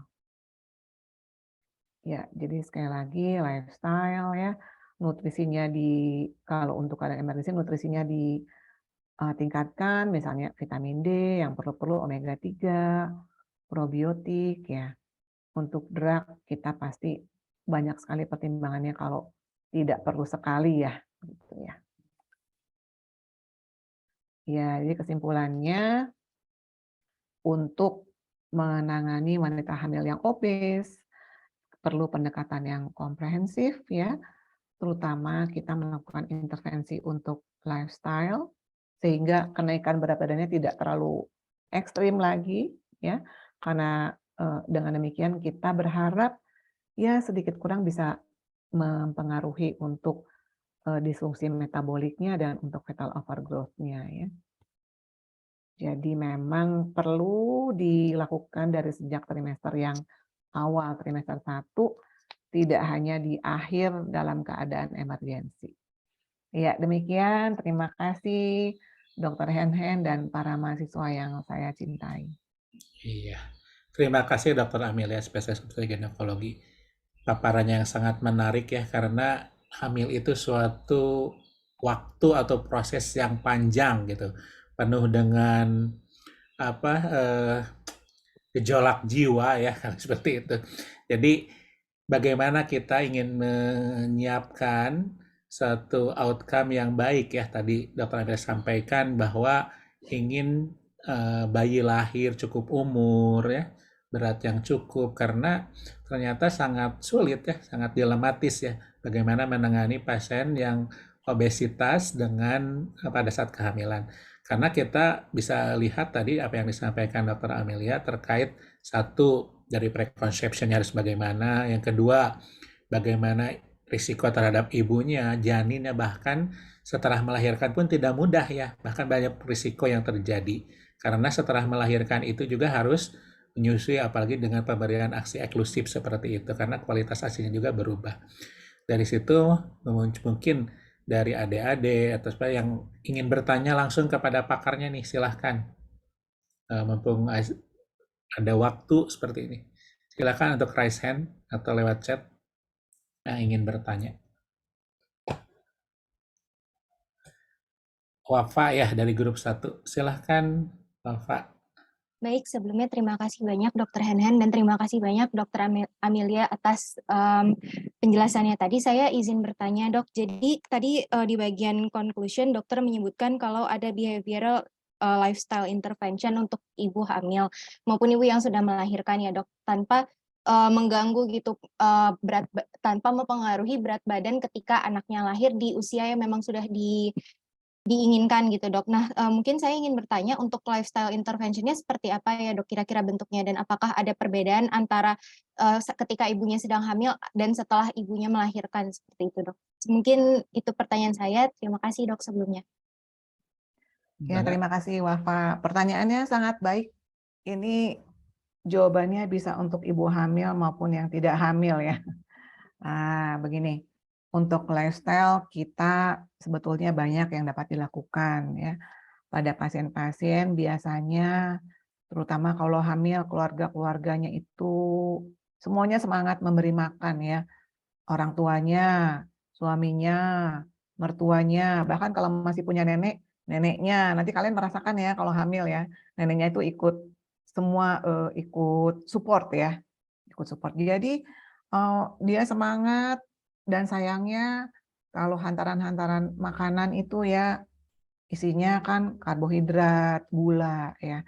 Nah, kita bisa perbaiki untuk pola makan mereka, isi dari menu makanan mereka dapat diganti yang tadinya dominannya karbohidrat, gula-gula, kue-kue, sirup, permen ya.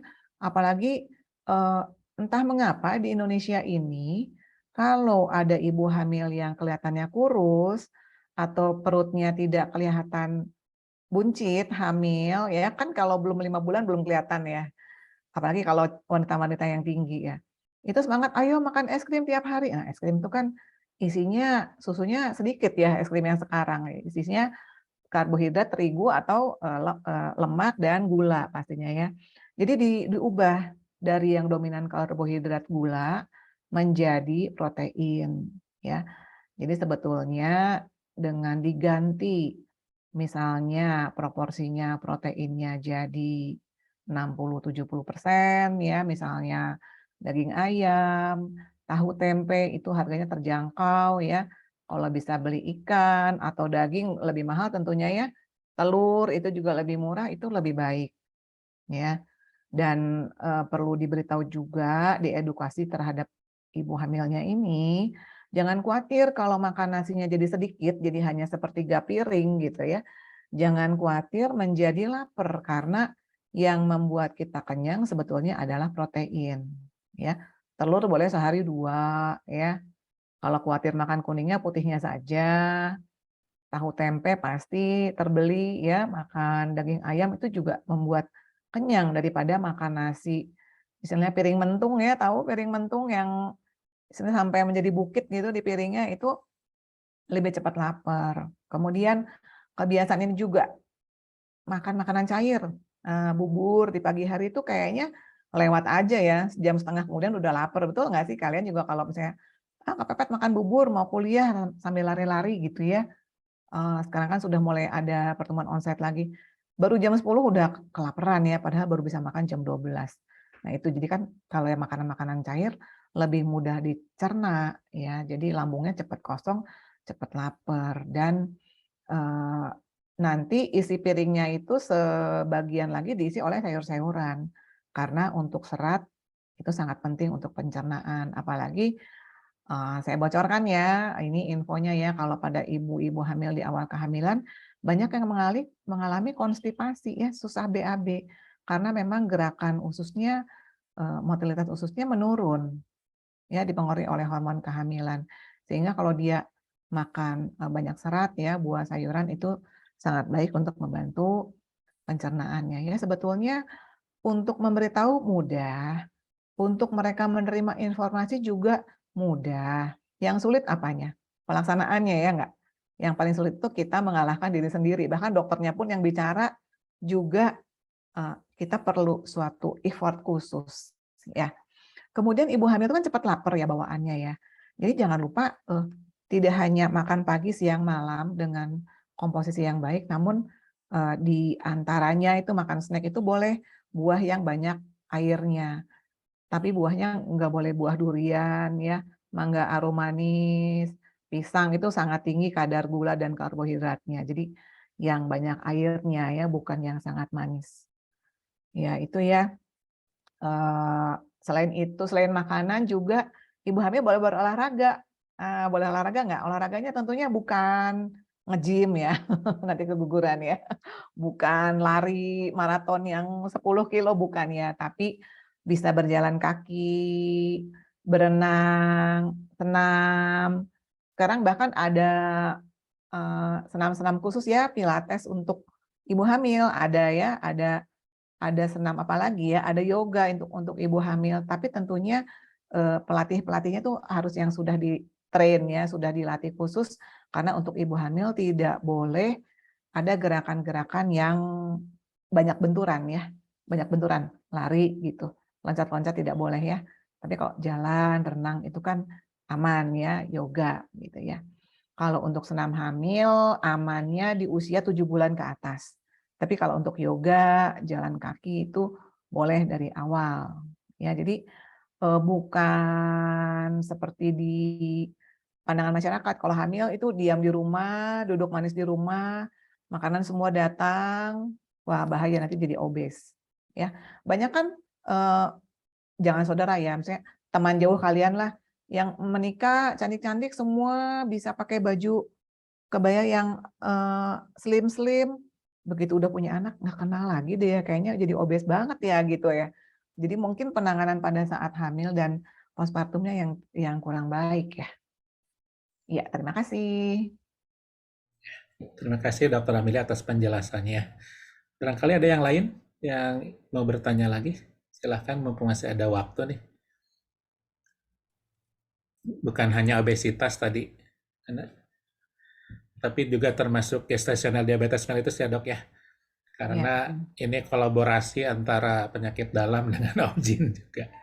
Oh iya, maaf Dokter Hehen, tadi saya lupa ya, kalau pada diabetes pada kehamilan itu kan ada risiko untuk janinnya ya kalau kita mengkonsumsi obat-obat diabetes yang per oral, sehingga biasanya kalau ditemukan diabetes, kami dari Objin berkolaborasi dengan dokter penyakit dalam, nanti pasiennya diberikan insulin biasanya. Iya, betul. Begitu ya. Terima kasih Dokter Hen-Hen. Iya, mangga silahkan yang lain yang bertanya, raise hand atau chat di kolom chat. Ini kasusnya menarik dan terjadi sehari-hari ya di lapangan. Ada yang raise hand? Lagi? Noval, ada Noval? Noval hadir? Silahkan Noval. Belum ada pertanyaan. Oh, belum. Aduh, setengah jam belum ada pertanyaan. Barangkali Feral, silahkan.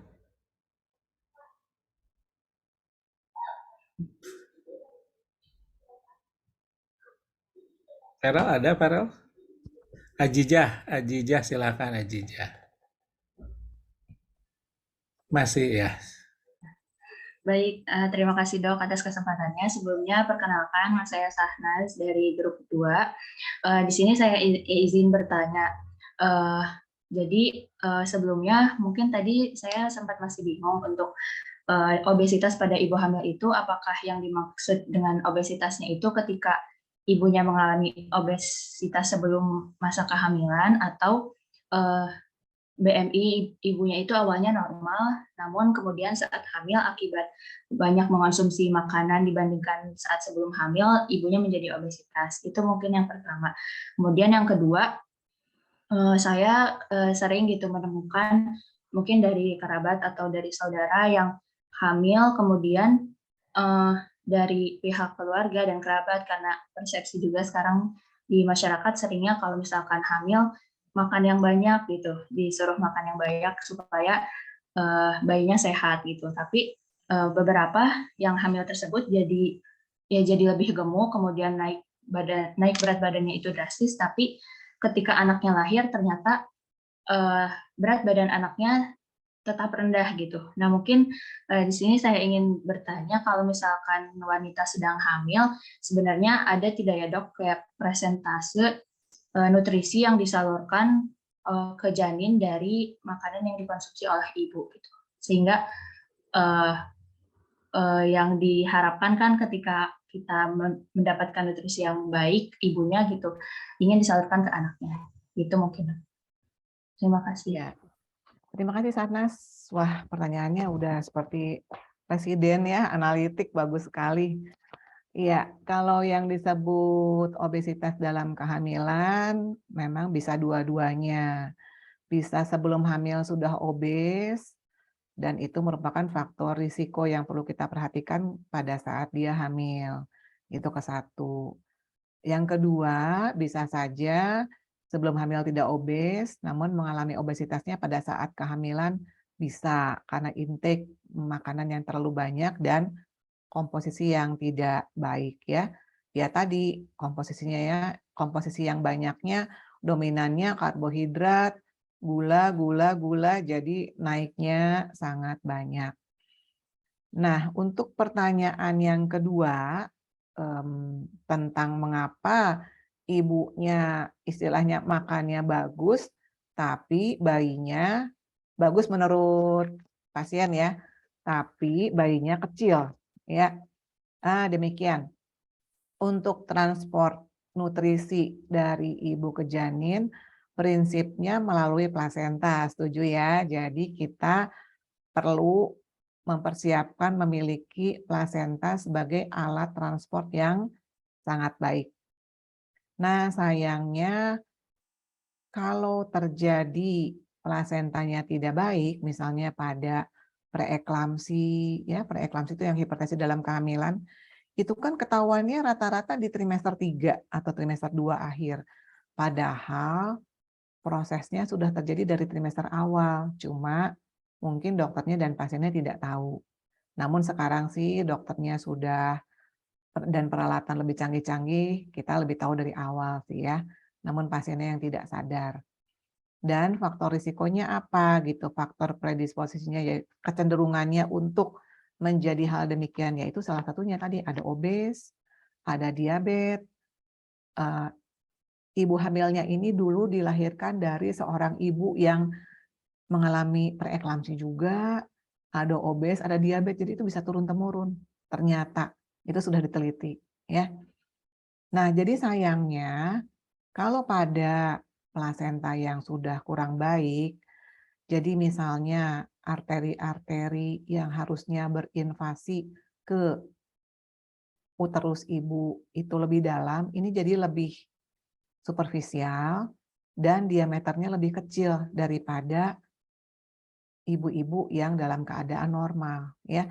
Jadi ibaratnya kita memberikan nutrisi yang baik pun pada ibu hamil, kalau pada plasentanya tidak baik saluran-salurannya, tetap saja tidak sampai. Malah ibunya yang makin bertambah berat, namun janinnya tetap mendapatnya sedikit, gitu ya. Dan sayangnya proses pembentukan plasenta ini kan terjadi di awal kehamilan ya, trimester 1 ya. Nah, kita juga mengetahui tantangannya apa nih pada ibu hamil trimester 1. Pertama, mungkin ibunya belum tahu dia hamil. Yang kedua, mengalami mual muntah yang hebat kalau dia tidak siap dengan kehamilannya, ya. Ataupun yang siap ada aja mual muntah karena hormon kehamilannya yang meningkat ya. Jadi pada saat diperlukan nutrisi yang baik untuk pembentukan plasenta serta organ-organ yang lainnya di janin, ibunya tidak bisa makan dengan baik gitu ya. Jadi memang salah satu advice kita kepada pasien untuk kehamilan awal, makanlah dengan porsi sedikit-sedikit yang bisa saja. Dan jangan memaksakan satu jenis makanan. Misalnya kalau pada keluarga besar kita kan makan itu harus makan nasi, lauk pauk dan sayuran satu piring. Tidak bisa ya pada ibu hamil awal. Jadi mungkin makannya cuma sedikit. Kalau nggak bisa makan nasi, diganti ubi atau jagung atau apalagi ketela itu bisa. Kemudian tidak bisa makan daging, ya diganti yang lain, makan ikan atau ayam atau telur, bahkan tahu tempe bisa. Dan porsinya sedikit-sedikit. Lalu lebih sering, tiap 2 jam, 3 jam makan. Nah, tantangannya apa? Ibu hamil sekarang kebanyakan bekerja ya, kerja di bank, kerja apalagi jadi dosen, jadi apalagi ya. Jadi sulit mengambil waktu untuk makan. Nah, kita yang harus support mereka, mungkin bisa minta izin ya kepada bosnya di kantor, sehubungan dengan kehamilan perlu lebih banyak istirahat, mengambil jam istirahat mungkin jadi dipecah-pecah jam istirahatnya. Jam 10 ya, jam 12 istirahat, nanti jam 3 makan lagi, dikit-dikit gitu ya. Mungkin demikian detailnya ya. Terima kasih. Ya, terima kasih Dokter Amelia. Barangkali masih ada waktu sekitar 8 menit nih. Ada Arkan dari grup 8, Arkan? Ada yang ditanyakan, Arkan? Belum ada, Dok. Belum Dari ada. saya. Kenapa belum ada, Arkan? Sudah Dok, dipahami ya? Sudah dipahami. Ya. Punten kalau boleh saya minta izin nanti ya, 5 menit sebelum jam 10 ya. Enggak. Untuk siap-siap menguji skripsi. Silakan. Ya, kakak kelasnya mereka nih. Iya, iya. Dok, mungkin kalau belum ada tadi Dok yang dipaparkan oleh dokter terkait bagaimana jadi seperti 2 mata uang Dok ya, kalau kita turunkan berat badannya nanti resikonya terhadap janin dengan small gestational age. Mungkin dari pengalaman dokter bagaimana Dok supaya hal-hal yang tidak diinginkan itu bisa kita cegah Dok dari pengalaman itu. Kira-kira apa saja langkahnya yang dokter lakukan terhadap kondisi seperti ini, Dok? Ya, terima kasih. Ya, tentunya prinsipnya ya, Dokter Henhen, kita kalau pada ibu hamil memang tidak bisa menurunkan berat itu secara ekstrim ya, drastis seperti pada keadaan tidak hamil ya. Memang kan untuk semua proses kesehatan kita juga perlu prosesnya tuh ada tahapannya ya, tidak drastis ya. Pada ibu hamil untungnya sih jumlahnya belum terlalu banyak ya yang langsung berkonsultasi dengan saya, namun ada saja sih yang beratnya 100 kilo gitu ya. Kita memang pasti men-suggest ya, memberikan advice kepada pasien supaya menurunkan beratnya. Misalnya kalau dari awal sudah datang misalnya beratnya 70-80 gitu ya. Kan kalau dari teorinya untuk hamil tuh naiknya boleh sampai 12-13 kilo selama hamil. Namun kalau sudah dengan obes, beratnya hanya boleh naik 5-6 kilo saja. Nah itu kalau untungnya kalau datang dari awalnya, jadi dia tidak terlalu banyak mengkonsumsi makanan-makanan yang karbohidrat dan gula tadi ya. Dan untuk menurunkan berat, saya lebih cenderung mengganti komposisi makanannya, bukan mengurangi makanannya, karena tetap perlu merasa kenyang kan. Jadi ya itu tadi, yang dominan karbohidrat diganti dengan dominan protein tadi, Dokter Henhen. Tapi kalau untuk menurunkan berat badan secara drastis, itu tidak kita sarankan ya. Dan yang sudah diberikan advice pun kepada pasien, tentunya kembali lagi kepada pasien ya, pasiennya bisa atau tidak gitu mengalahkan diri sendiri. Itu sih tantangannya ya. Jadi selama ini sih tidak ada yang sampai berat badannya menjadi kecil gitu, berat lahirnya tidak sih. Tapi tantangannya lebih ke arah bagaimana cara persalinannya. Karena untuk partus normal jadi lebih sulit kalau terlalu obes. Gitu. Menghalangi jalan lahir juga. Ya, betul. Ya, terima kasih. Ya. Ada satu lagi Dokter Novina seperti mau bertanya.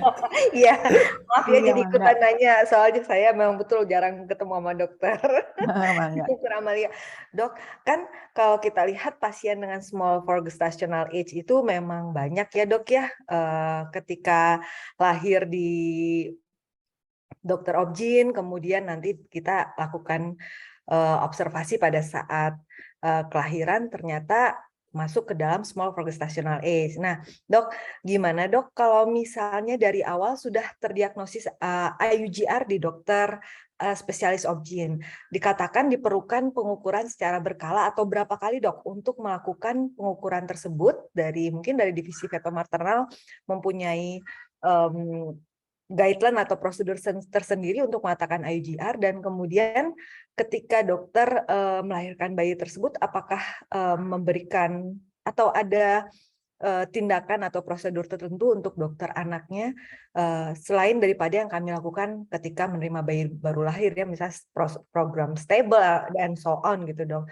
Karena untuk khususnya IUGR ini kalau dari endokrinologi nantinya kalau ternyata dia masuk ke dalam small for gestational age, tidak kejar tumbuh di usia 2 atau 3 tahun, maka anak tersebut berpeluang untuk tetap pendek atau kecil dok, 10-15%. Nah itu kasihan sekali kan dok kalau tidak tercapai. Itu dok pertanyaan dari saya dok. Ya, terima kasih Dokter Novina. Ya, untuk di bagian obgyn, untuk diagnosis small for gestational age secara sederhana, kalau hanya secara klinis, itu dari pengukuran tinggi fundus uteri ya, adik-adik nanti yang berada di puskesmas atau tidak ada USG di rumah sakit tipe C, mungkin di polikliniknya belum ada USG ya. Maksudnya di klinik dokter umumnya ya, kalau di obgyn ada ya. Itu dari tinggi fundus uteri, kalau dalam 2 minggu kita tidak melihat peningkatan, itu sudah masuk suspek SGA ya, small for gestational age. Dan satu lagi secara klinis kalau tinggi fundus uteri itu kan sudah ada patokan-patokannya. Kalau tidak tercapai sesuai umurnya itu sudah harus langsung dikonsultasikan ke dokter obgyn untuk dilakukan USG apakah mengalami SGA atau tidak. Ya, jadi lebih cepat ya, tidak menunggu 2 minggu. Nah, kemudian kalau secara USG dilihat juga 2 minggu Dokter Novina. Kalau tidak ada kenaikan berat badan yang signifikan, itu kita sudah diagnosis dengan small for gestational age. Memang kita ada kurva-kurva tertentu ya, kurva untuk gravida, untuk fetusnya. Di puskesmas juga ada, itu ada kurva pertumbuhan kalau kurang dari sekian gram gitu, itu sudah masuk ke SGA, terutama di 10 persentil terbawah gitu ya. Dan ada lagi pemeriksaan yang sekarang lebih canggih, kita melihat aliran darahnya, Dr. Novina. Jadi kalau kita di feto maternal, dikonsulkan dari obgyn umum, itu minta dilihat aliran darah di tali pusatnya, di umbilical artery.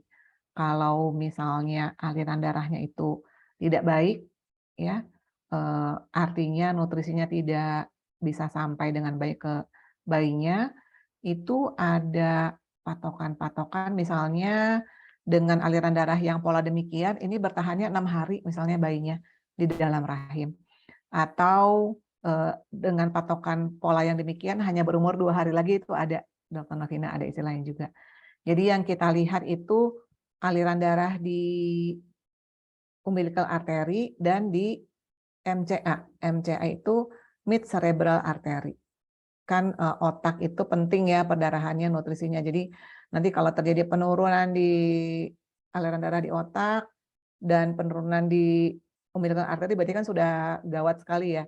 Nah itu biasanya kita lakukan terminasi paling lambat 2 hari setelah ditemukan. Itu sih kalau yang di subspesialisnya. Jadi lebih ya sekarang canggih sih ya, Dokter ya, ya, dan memang lebih ya, sophisticated, lebih kompleks lagi memang ya. Tapi itu yang terbaru dari ini ya, Dok, bahwa sampai melihat aliran darah ya, Dok ya. Kalau dulu kan kita mengukur panjang femur ya, Dok ya. Iya. Kalau Ya, femurnya sekarang tetap diukur. Femurnya tetap diukur kan untuk femur itu untuk ini, Dok. Untuk usia kehamilannya yang pastinya. Usia sekian kok beratnya sekian, kan kalau tanya mens terakhir ibunya suka banyak yang lupa juga. Jadi kita ukur femurnya dengan lingkaran perut, wah ini sih SGA gitu. Jadi lebih mudah lah. Iya. Makasih, Dok. Sama-sama. Iya. Ini diskusi yang sangat menarik, tapi waktunya sudah jam 10, Dok. Ke dokter kan mau menguji lagi ya minor tesis. Kami ucapkan terima kasih kepada Dr. Amelia SPOG, konsultan feto maternal, dan Dr. Novina spesialis anak, endokrinologis anak. Terima kasih, Dok, atas paparannya yang membuat kami membawa suatu pencerahan untuk kedepannya, khususnya buat mahasiswa. Semoga ini dapat balasan yang terbaik ya dari Allah Subhanahu Wa Taala, karena kita juga kedepannya ingin adik-adik ini juga menjadi suatu di front line. Jadi untuk screening bagaimana kita mencegah terjadinya obesitas, DM tipe 2 pada anak, dan juga obesitas pada kehamilan. Sekali lagi kami ucapkan terima kasih atas paparannya, dan juga kami ucapkan terima kasih kepada Pak Rahman dan tim, dan pada mahasiswa atas perhatiannya. Sekali lagi terima kasih. Kita tutup dengan bacaan alhamdulillah. Wassalamualaikum warahmatullahi wabarakatuh. Waalaikumsalam. Hatur nuhun, Dr. Henhen. Sama-sama, Dr. Amelia, makasih, Dr. Para mahasiswa. Terima kasih.